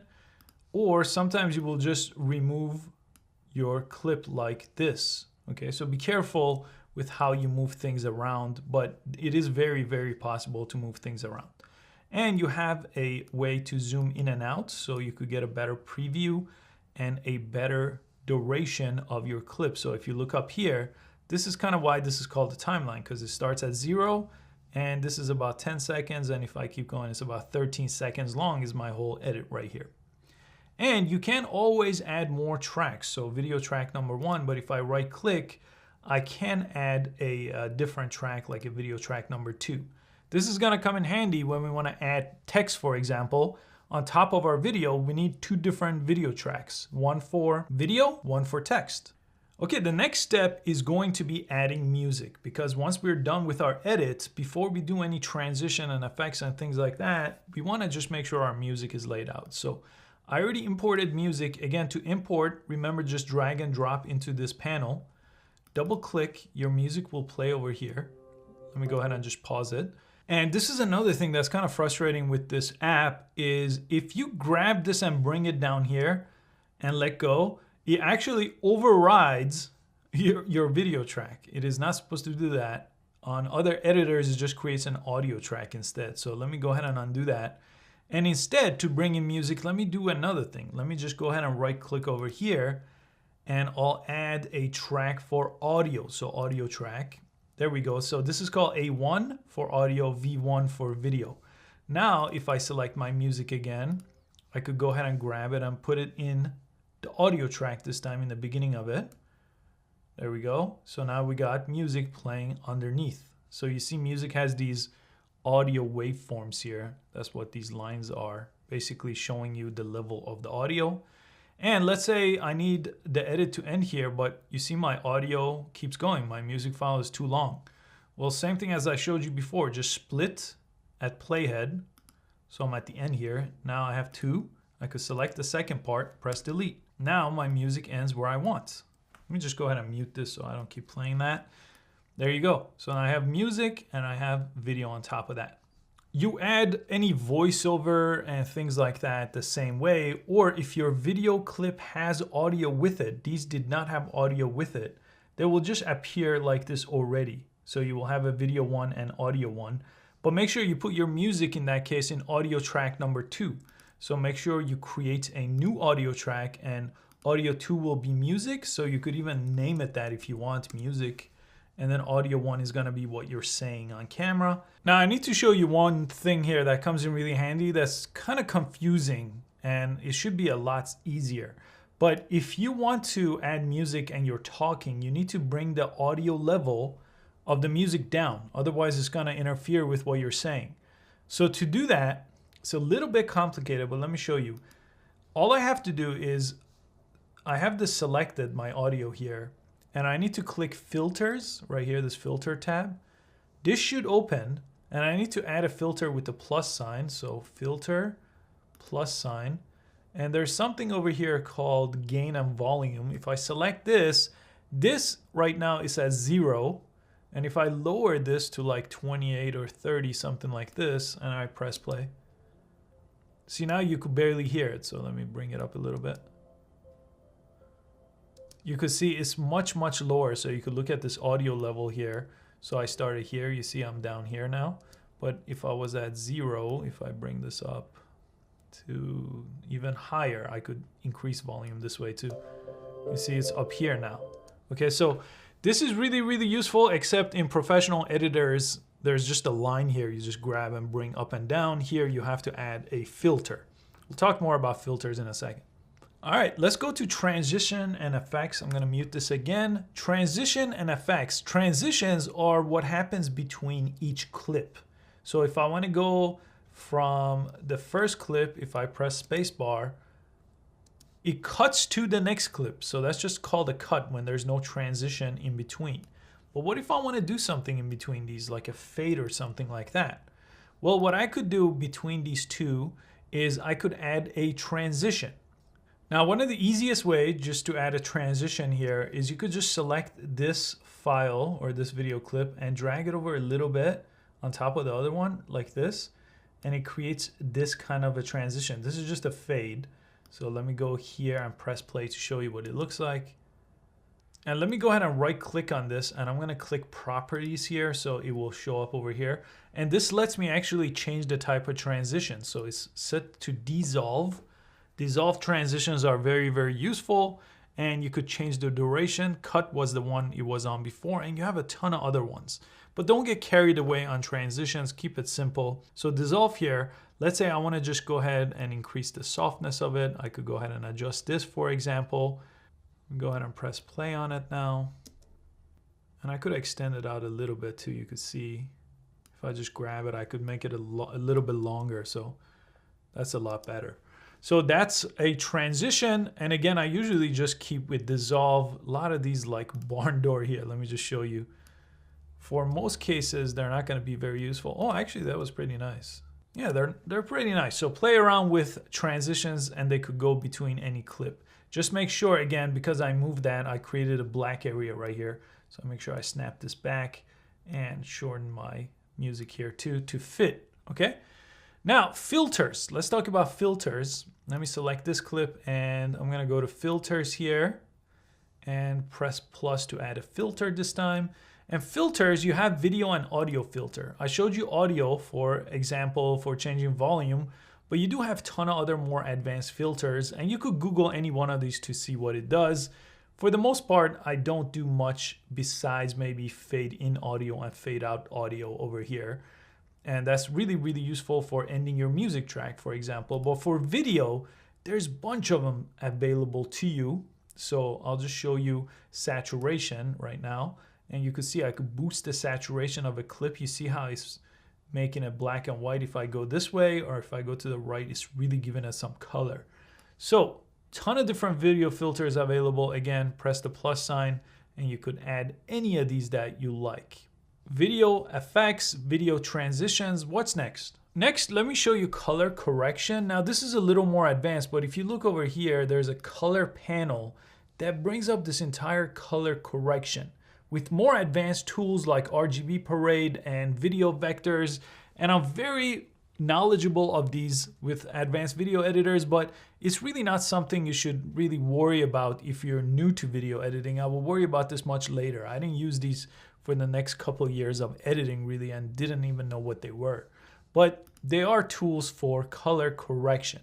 Now with color correction too, you could do the same thing you did before. You could just go ahead and apply a video filter, and there's a bunch of them for color. So if I go down, for example, contrast will change the contrast, which will affect your color in some ways.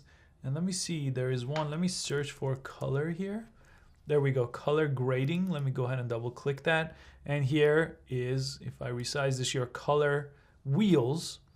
And basically what these do is they change how your video looks if you move this around. So this is all the different colors. If you want to make it green, you go this way. If you want to make it blue, you go this way.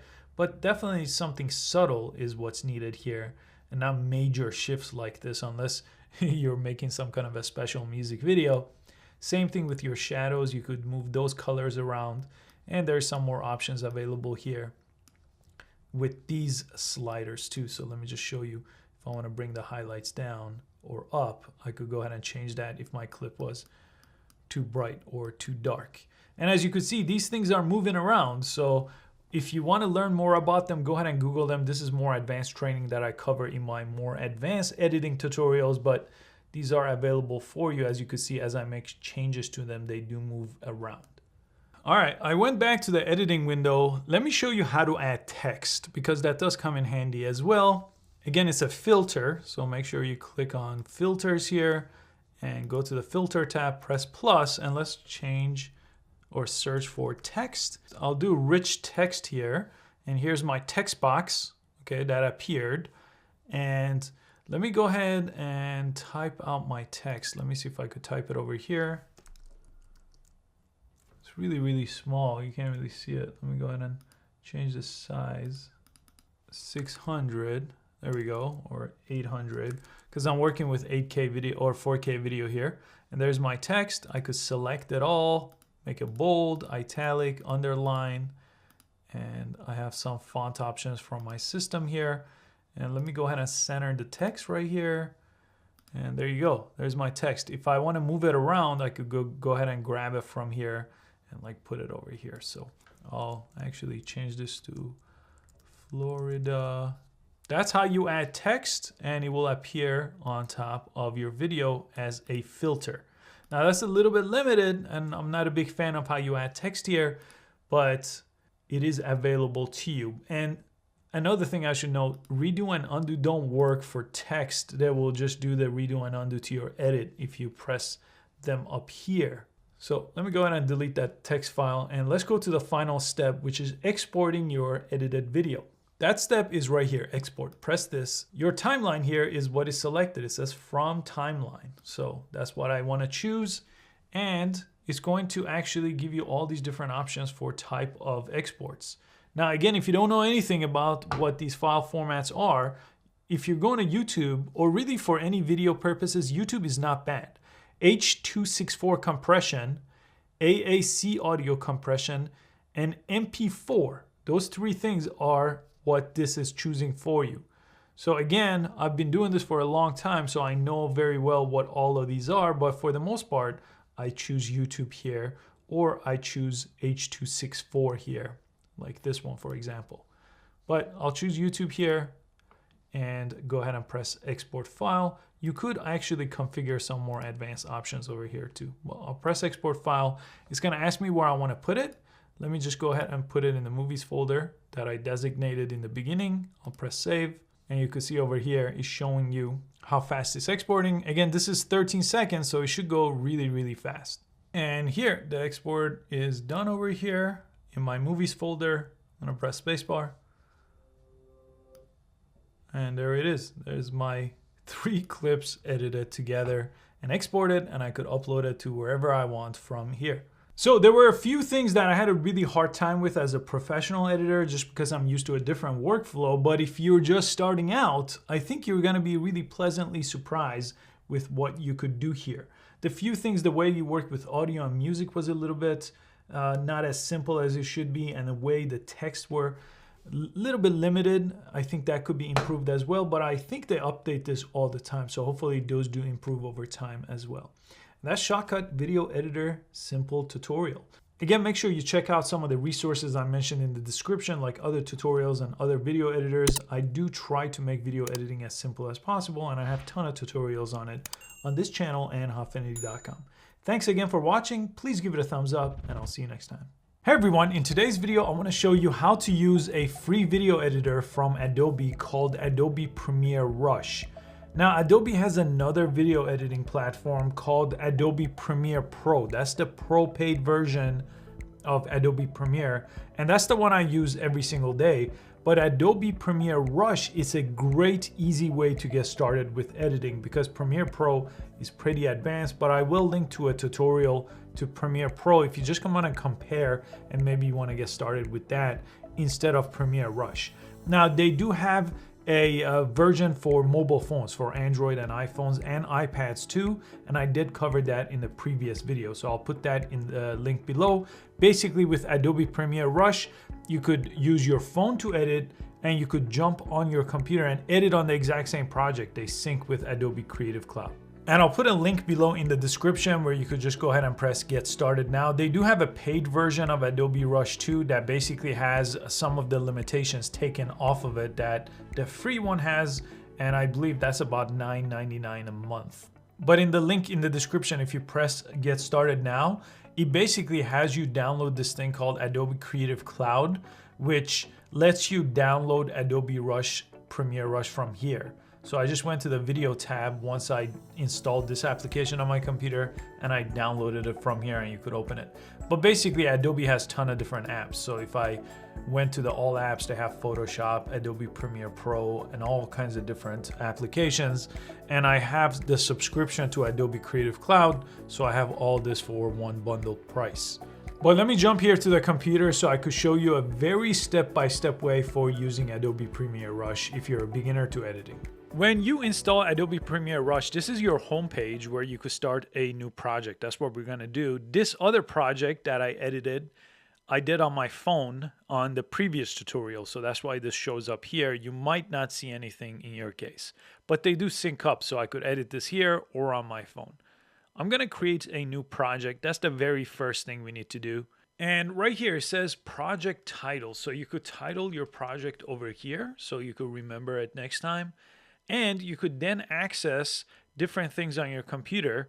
I transferred from my phone to my desktop on the computer some things that I captured on my iPhone. So these are the clips that I captured on my iPhone, which I also used in the previous video. And I'm going to select all these different clips that I want to use in my project. I'm going to select every single one that you see over here.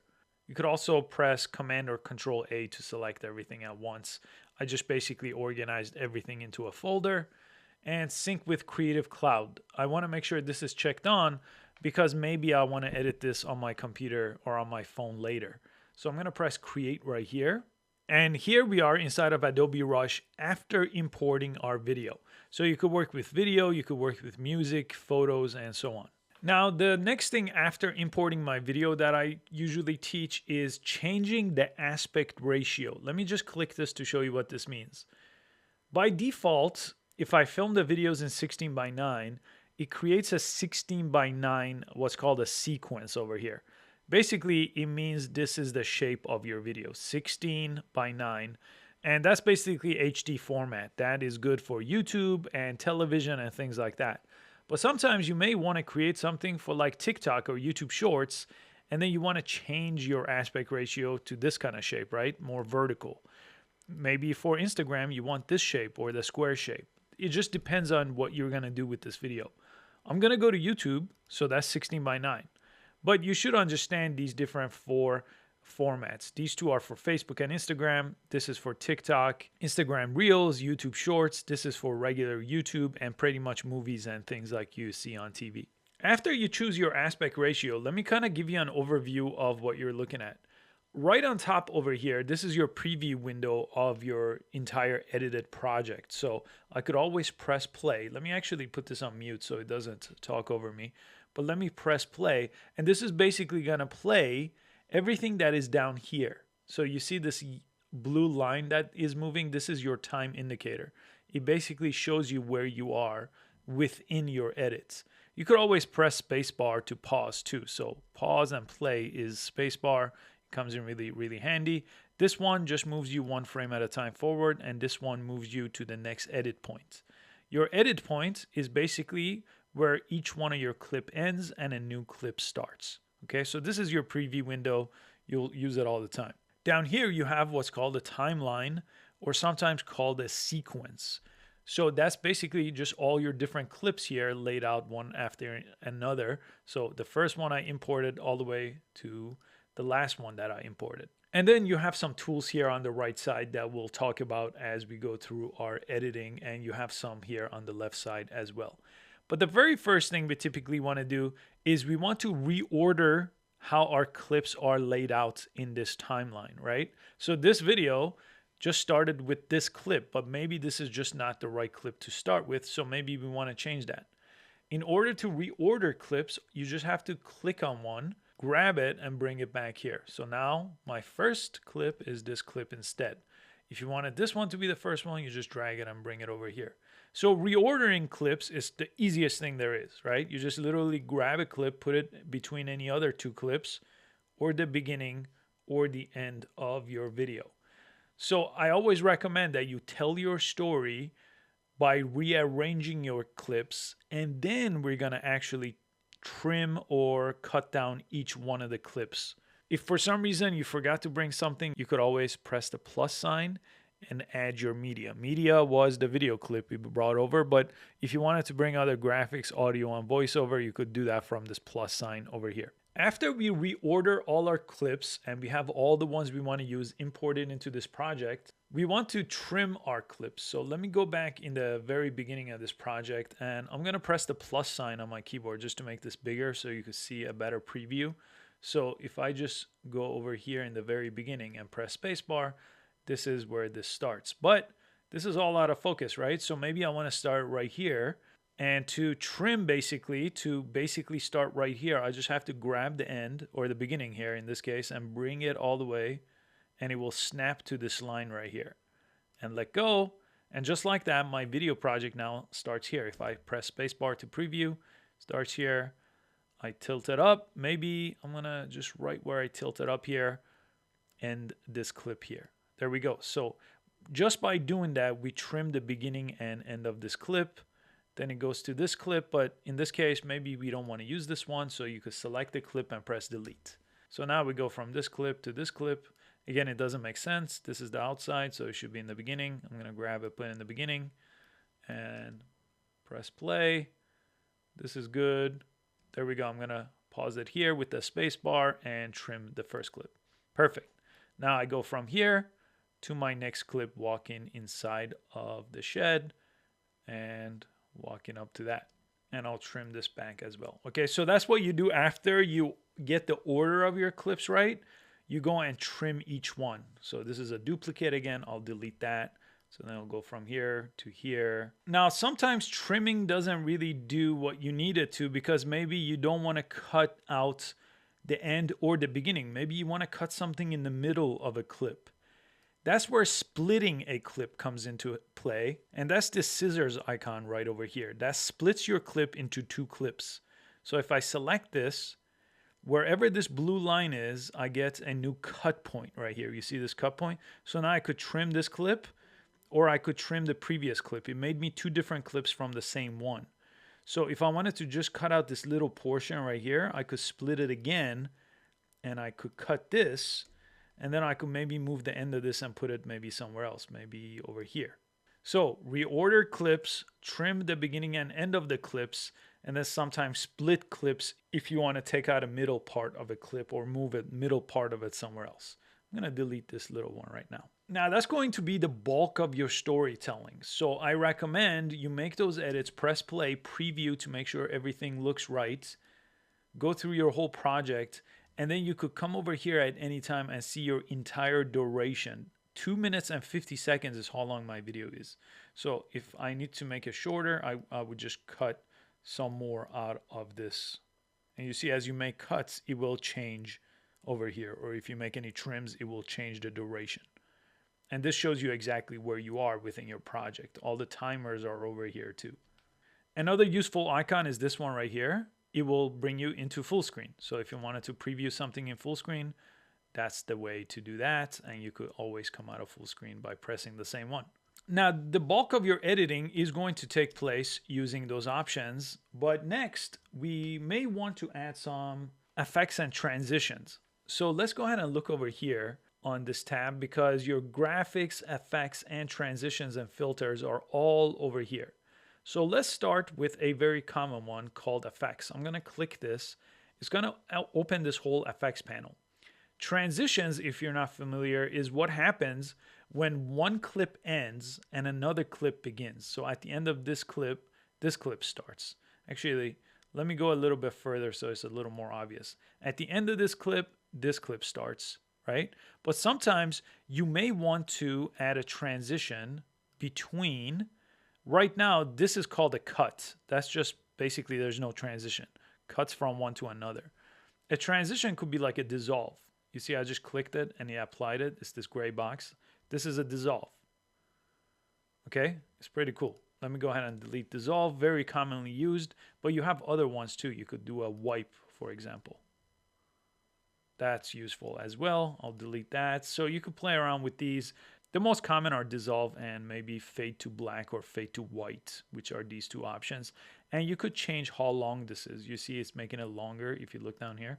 So if you want a long dip to black, you could change the duration of it over here all the way to a 3-second dip to black, okay? Besides transitions, you also have filters. That's under this color tab. I could go over here and I could apply all kinds of filters to the clip. So if I wanted to change the kind of the color of this, I could choose something like this, right? And you see how it's applying it, and you could see if it looks good or bad on any clip that you apply this to. So I could go over here, apply one of these. By the way, anytime you do something that you don't want to do, you could undo that. Go to edit, and then there's your undo, and there's the keyboard shortcut for undo, and redo is over here. Those come in really, really handy. So I recommend you learn the keyboard shortcut Command or Control Z for undoing. After you add effects and transitions, another very useful one here is adding graphics or text graphics. So you could click this icon, add graphic, and then it's going to give you all kinds of different graphics like titles, there's transitions, there's overlays. You could add any one of these. So if you wanted a title in the beginning of this video, let me go back in the beginning. I'll bring this right here, maybe transition with title, and put it right on top. Okay, it's gonna load that motion graphics, and let me go back in the beginning and watch how this plays.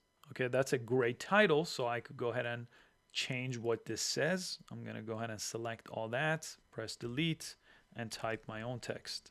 And there's a bunch of different settings here, right? I could change the font size, the font style. Maybe I don't like the color. I could go ahead and make this blue.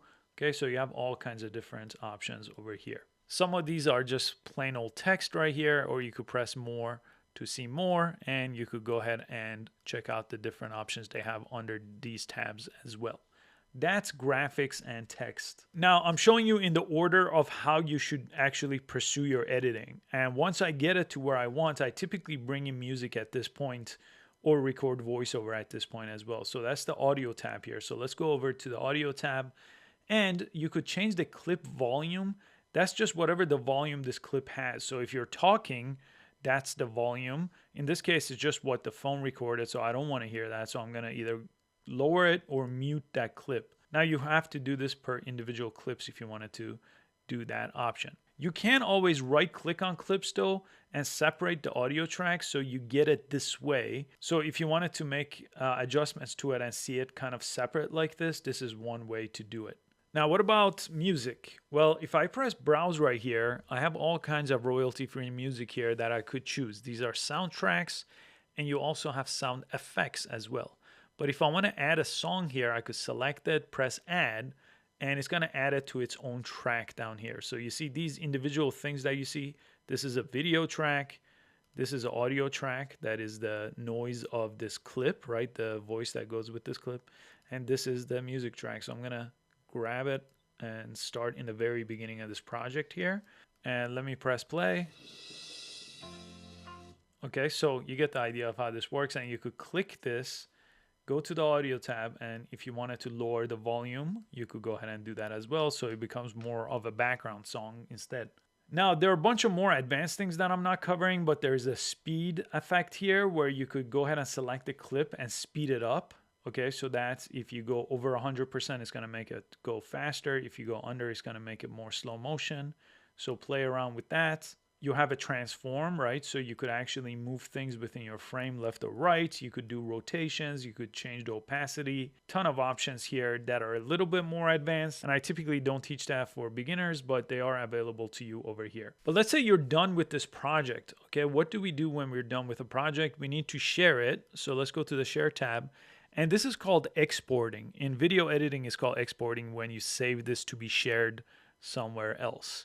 So here you would name your file, and then you would go ahead and decide where you want to go with it. Right now it's saving to your computer. You could directly go to YouTube here if you wanted to, right? You could sign in there, and other platforms as well. I always recommend you save it to your computer and then use those platforms individually outside of using Adobe Premiere Rush for posting. So let's look at some advanced settings. The preset is right now set to automatic, but if you knew exactly where you were going, in this case, I have a YouTube 1080p sequence. Okay, so I know what that is. So it saved me a lot of file size over here. And these are the rest of my settings. Now, this is because I know what I'm doing and I know this is what I shot this video at, but automatic can be okay. You see, but it's much, much bigger on the file size. So once you select all that and you name your sequence and where it's going to go, right now it's just going to my documents folder. So that's fine. I'm gonna go ahead and press export on the very bottom of the page. And it's gonna take some time here to export the video depending on the speed of your computer and the length of your video. But you could see a little preview of where it's at within your project. So again, these are just iPhone clips that I got with my iPhone, but you could import any kind of video clip from your computer or from any other type of camera. And here's that project. I'm just gonna mute it, but if I press spacebar to preview, here's the whole project, and I could kind of review it here to make sure it's all there. It's 2 minutes and 47 seconds that I just edited in this video. And that's your crash course in using Adobe Premiere Rush on your computer. Again, you could now take the same project and use your phone to make adjustments to it and export it from there as well. So I hope you found this useful. Make sure you check out all the resources in the description if you want to learn more about video editing, and I'll see you next time.